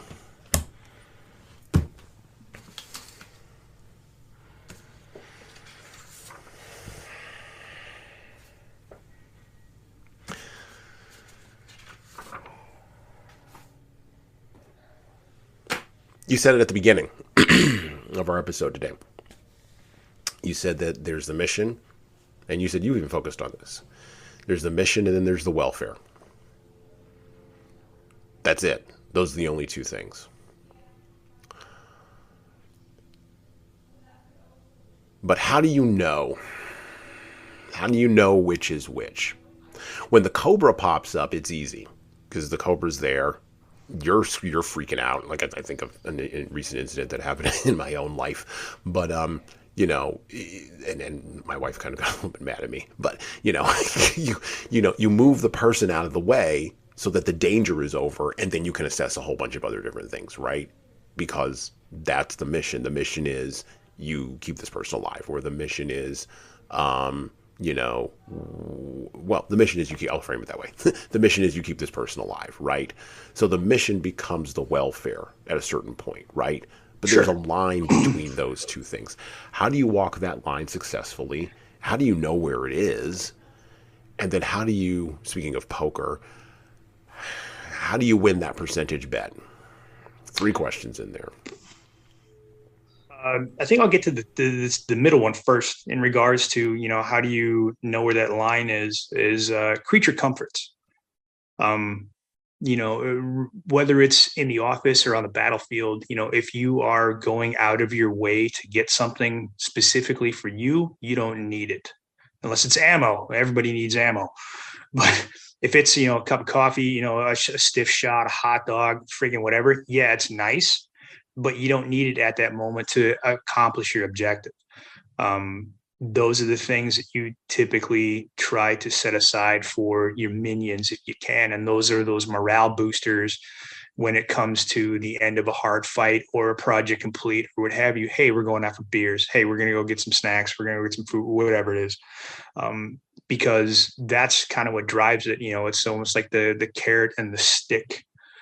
You know, you say we have to get this done regardless of what it is. You know, maybe it's that presentation to IBM, or, you know, maybe it's, you know, updating the company's fleet of vehicles, or it could be something as simple as just making sure everybody gets through a course on the copy machine or the machine gun or what have you. Reward them afterwards. And but you can't do it all the time. That's the thing. You know, it's those things that when they show up, they're nice, but if they expect it after each and everything, you're going to create a monster where they're going to be doing the bare minimum by day's end because they know that there's no reward in it. You know, if they hammer themselves out hard and, you know, hey, we took that objective, you know, we knocked out that training mission, you know, we, you know, did X, Y, and Z. And on one of those, you're like, sweet, you know, we're all going to go out together because we all worked hard on this. But the bosses, the upper management, middle management, your leadership, they have to be there working for you too. They have to be slogging in there right next to you, because I never would want to have a meal with my guys that I felt that I didn't earn. And I think that that's a huge part of it too. Yeah, again, it's at risk versus reward. However, you have to be able to take those risks, and a bad decision is better than no decision. And I think Yeah. that what hems people up a lot is that they sit there and they think, and in that half a second that they're thinking, they're wondering, how can everybody benefit this with no casualties or Yeah, no wrongdoing? downside. Yeah. And it's like you can't live your life like that. You have this individual who running across a battlefield to save a wounded comrade. He very easily could have been like, yeah, screw that, but he saw somebody that he didn't even know potentially got hit. He dropped his kit in a heartbeat and he took off running. Was it a bad decision? Sure. Did it work out in the end? Absolutely. But he didn't know that going into it. He just made a decision and he went with it. He didn't sit there and ask for a consensus. He didn't look at his sergeant and be like, hey, look, I'm going to go get him. Can I? He didn't ask permission. He went, shit, there's a problem. I got to take care of it. And again, luckily in that particular situation, everything seemed to have worked out. And I think that a lot of people can learn from that particular situation. They're not necessarily the danger factor, but the fact that he was presented with the situation and he had half of a second to decide, I'm going for it or I'm not going for it. And he made that decision on his own. But it also requires, no, you're exactly right. Like I'm thinking right now about something that happened to me recently in jiu-jitsu, and I was rolling with somebody else, and they've gotten demonstrably faster, even though they're not demonstrably better. I'm like, why are you demonstrably faster? Like, this is ridiculous. But I recognize now why. Like what you just said, they're making the gap between decision and thinking is now gradually tightening up like this. Now, my gap is still broad because I'm still learning skills, and I'm patient, and I'm fine. But it's getting to be annoying. It's getting to be annoying to me. So I got to lock up. I got to tighten that gap. I got to tighten that gap. I got to tighten that gap. I got to tighten that gap, right? And that's what you're talking about in jiu-jitsu, such as in life. It's tightening that gap between decision-making and thinking, or decision-making and analysis, right? Paralysis by over-analysis is a real thing. Yep. But I think that the poker question that you asked in regards to that ties into that pretty well, because in order to be a decent card player, you have to be able to read people. Mm-hmm. Luck, yeah, sure, luck is part of it. Skill, maybe, if you're counting cards or if you're paying attention to what the other people are throwing in the pot, okay, sure. But a lot of it comes down to reading folk. Mm-hmm. And as a leader, in those situations as well, when it comes to risk versus reward, you have to be able to read your guys. And that's, again, if they need that motivation every single time, what are you doing as a leader that's failing them? Because they shouldn't be expecting a handout or a party or some kind of award after doing every little stupid thing, Mm-hmm. And so that comes into reading people. There are some individuals that you need to pander to them in that regard, because otherwise you're not going to get anything out of them. You have other individuals like myself where if you give me an award, I better have damn well earned it. Otherwise, I'm literally going to crumple it up and throw it in the garbage because it doesn't mean anything to me. Mm-hmm. And so they're finding that fine line, though, that just comes with experience, and it comes with learning how to read the individuals that are working under you and also working beside you. Because for some, it's kind of like, you have those kids that sometimes you yell at them. That's all you need to. There's other times you got to get physical with them because it's the only way that lesson's going to come into play. And it's either or, if there's somebody who desperately needs a tongue lashing, taking a belt to them probably isn't going to work that much, because now they're gonna look at you and be like, oh, that's all you got. That's yeah, cool. That's right. Interesting. Exactly. And am I advocating pounding the snot out of your kids? No. It's called discipline, though, and you do need to make their life uncomfortable once in a while to remind them where they stand. Same thing goes for your minions and your employees. If they screw up, there has to be consequences outside of just letting them screw up enough to where you fire them, because that's not building them. That's just allowing them to be a fuck up continually until it impedes your organization so much so that you have to get rid of them, rather than taking the time to go, okay, wait a minute, something isn't working here. Let's go back. Can we knock it out with some remedial training? Can we correct this particular issue? Or is it just easier just to get rid of you, pay out some unemployment insurance and hire somebody else? Well, guess what? You're still back at square zero. Right. So why would you go to that kind of length? Take the time to re-educate that particular individual. And after that second training, if it still doesn't take, that's when you 86 them, find somebody new. Clearly, you're not cut out for this job. Go find something else. Go be your carpenter or your barista or your musician or whatever the hell it is you want to do. Just don't do it here. Right. Right. It's like real quick, because I don't want to go too deep in this, but as a heavy weapons instructor, there's a certain personality that you look for in a machine gunner. Mm-hmm. And not everybody has it. Can everybody run the gun mechanically? Sure. Can they shoot it? Absolutely. But it takes a certain personality. You have to be aggressive if you're a machine gunner, because that's the only way that you survive. Mm-hmm. And it has nothing to do with how strong you are, with what size you are. It's all about your mentality. And I had a girl when I was in Iraq. She was this little redhead from North Dakota. She was about 100 pounds. She was one of my 240 gunners. She carried, between that gun and her armor, she carried almost her body weight daily. I never heard her complain, but she was also absolutely ruthless on that gun. And get some. Absolutely. And, it's like she was one of my minions, but there were times where she would scream at me, like, I need ammo, I need a barrel change, let's fucking go. And you got it. You're taking charge in that particular situation because you're the most critical component. So there does come personality when it comes to certain jobs. And I think that would really is something that a leader would really need to kind of delve into in terms of even in the office environment. Yeah. You have some people that excel excellently when it comes to Word docs, Excel, PowerPoint, doing all your administrative BS. There's other people that just do it because they need a job. You need to find something for them that's a better fit so they actually enjoy showing up, and they're not going to come in there and burn the place down someday just because you gave them one task too many. Right.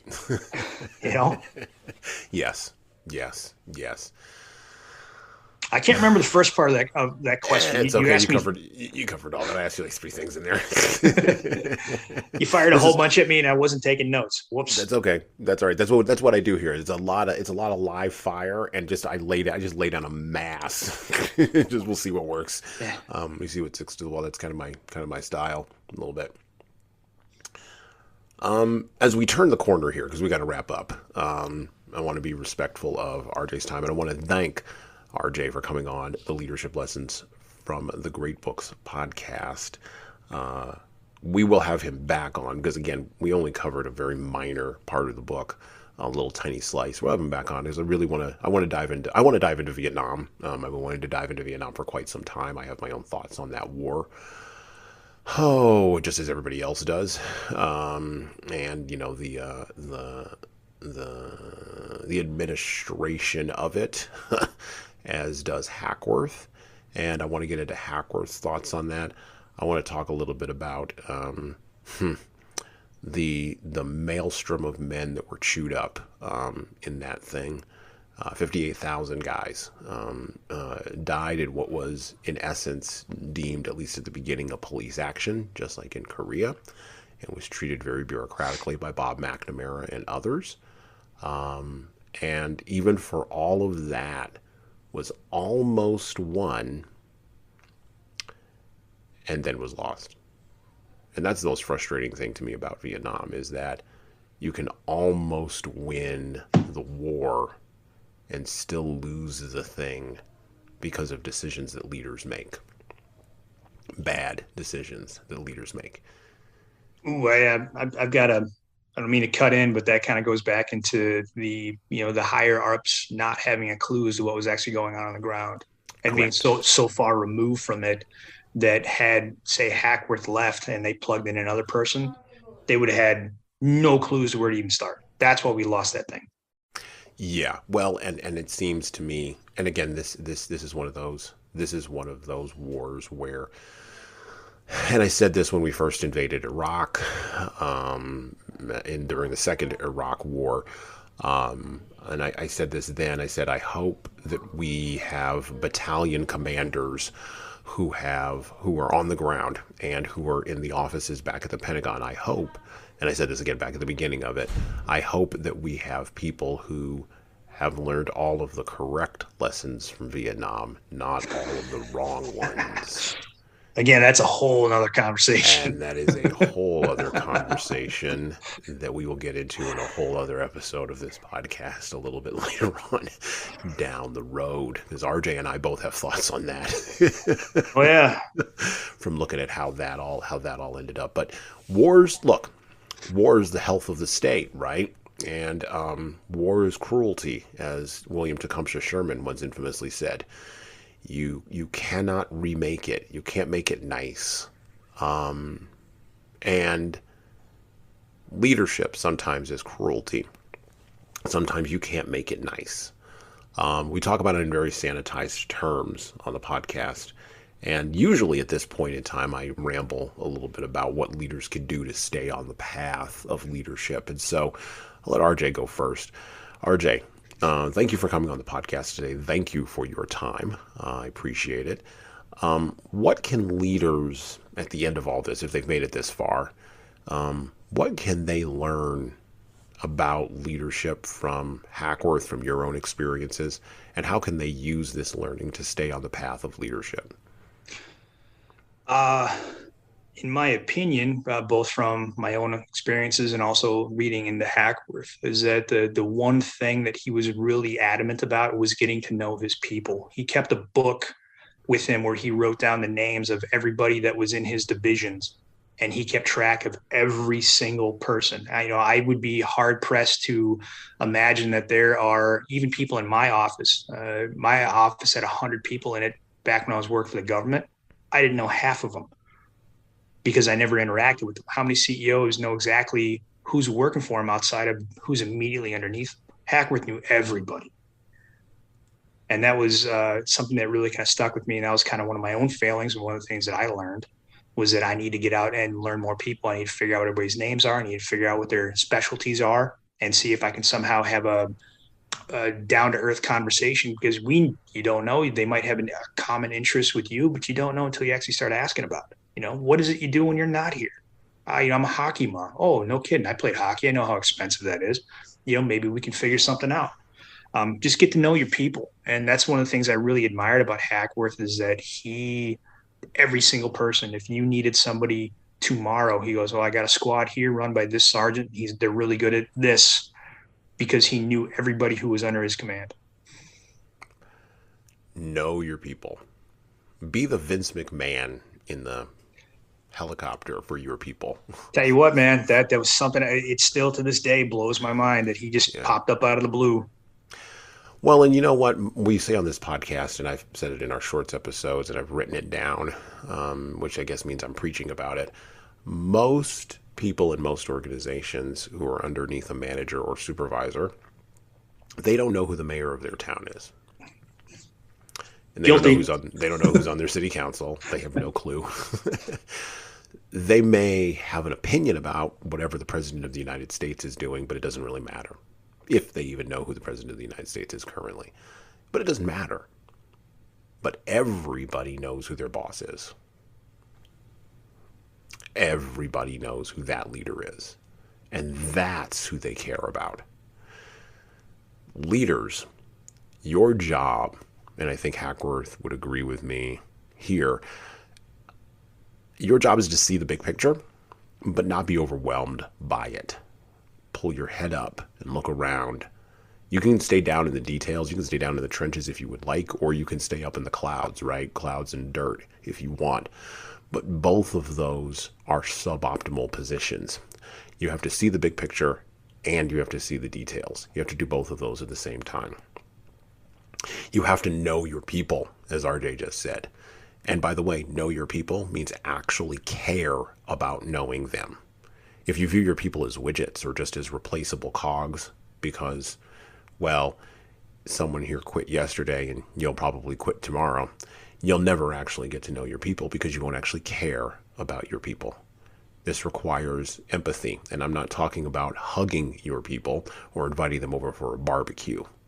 I'm talking about figuring out if they're a hockey mom, or figuring out if they really like anime, or figuring out what they do on their off time when they're not at the hobby that they call work. The thing that I would advocate for the most, though, is leaders. In order to stay on the path, you have to sweat in peace so that you can bleed in war. If you're not training yourself, if you're not training your people, and if you're not doing that constantly, and I don't mean at the expense of doing the work, but I mean if you are not training people for the thing that's going to happen next, don't be surprised when people fail at the thing that is going to happen next. Close the gap between thinking and decision making. Get faster. Look, I'm guilty of this as well. I mean, I engage in a lot of thought exercises on the jiu-jitsu mat. I am that guy. Part of that's the way that I learn, but the other part of it is it's also comfortable for me, and so I have to break out of my own comfort zone. I have to leave behind the creature comfort of critical thinking and go to the uncomfortable, uncreaturely comfort of decision making, and then living with the consequences of whatever that decision is, whether on the mat or with other people. And you, in order to stay on the path, have to do the same. Big Ideas from a Big Book, About Face, by Colonel David H. Hackworth. And of course, our guest today, RJ St. John. So again, I want to thank RJ for coming on the podcast. I want to thank him for adding his voice to this thing that we are building, this machine we're building around leadership. Almost 100 episodes in, so we're creeping up on something here. We're very gradually and deliberately putting bricks in the wall, or maybe putting bricks in the tower, trying to help you become a better leader today for the challenges of tomorrow. As I usually ask folks at the end of our podcast, RJ, do you have anything you'd like to promote today? Are there any places where anybody can get a hold of you if you want to be gotten a hold of? Is there any way people can reach out to you? Anything we can put in the show notes so that people can click on it and maybe check a little bit more of you out?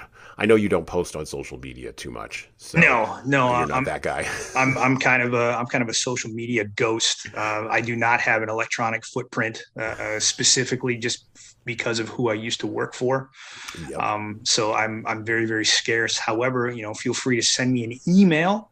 You can hit me up at Orion Red LLC. That is ORION Red, like the color, LLC at gmail.com. If you have questions for me, I can definitely fire them your direction. I will get to them when I can. I'm not glued to my computer 24/7, unlike some of you are. So if I find it and it's clever and you catch my attention, I will definitely respond in kind. So that's about the best way you can get a hold of me outside of calling me, and I am not giving any single one of you my cell phone. No, never call him. Call me. Don't call him. We have a public number. You can get me through the 1-800 number. Call me. Don't call him. Don't bother that man. Don't bother this man. No, we will definitely have his email contact, and we'll of course have the mail to link for Orion Red LLC at gmail.com in the show notes below the player of this episode of the podcast, as we usually do. Once again, thank you very much to RJ for coming on the podcast. We look forward to having you on again in the future. Thank you. Yeah, looking forward to it. Thank you for having me. And just one last thought: just because you have rank doesn't necessarily mean you're a leader. So keep that in mind, because just because you're high enough up on the totem pole doesn't mean that you're actually worth a shit when it comes to leading. And with that, I'm out. See you, buddy. Listen and subscribe to the Leadership Lessons from the Great Books podcast on all the major podcast players that you listen to podcasts on, including iTunes, Stitcher, Google Podcasts, and even Spotify. And please leave a 5-star review if you like the show. We need those reviews to grow, and it's the easiest way to make sure that this show gets into the ears of the leaders who need to hear it. And of course, tell all your friends. If you want to get started on the leadership path, HSCT Publishing's products and services can help your team do that. Check out our training webinars, coaching services, and more at leadershiptoolbox.us.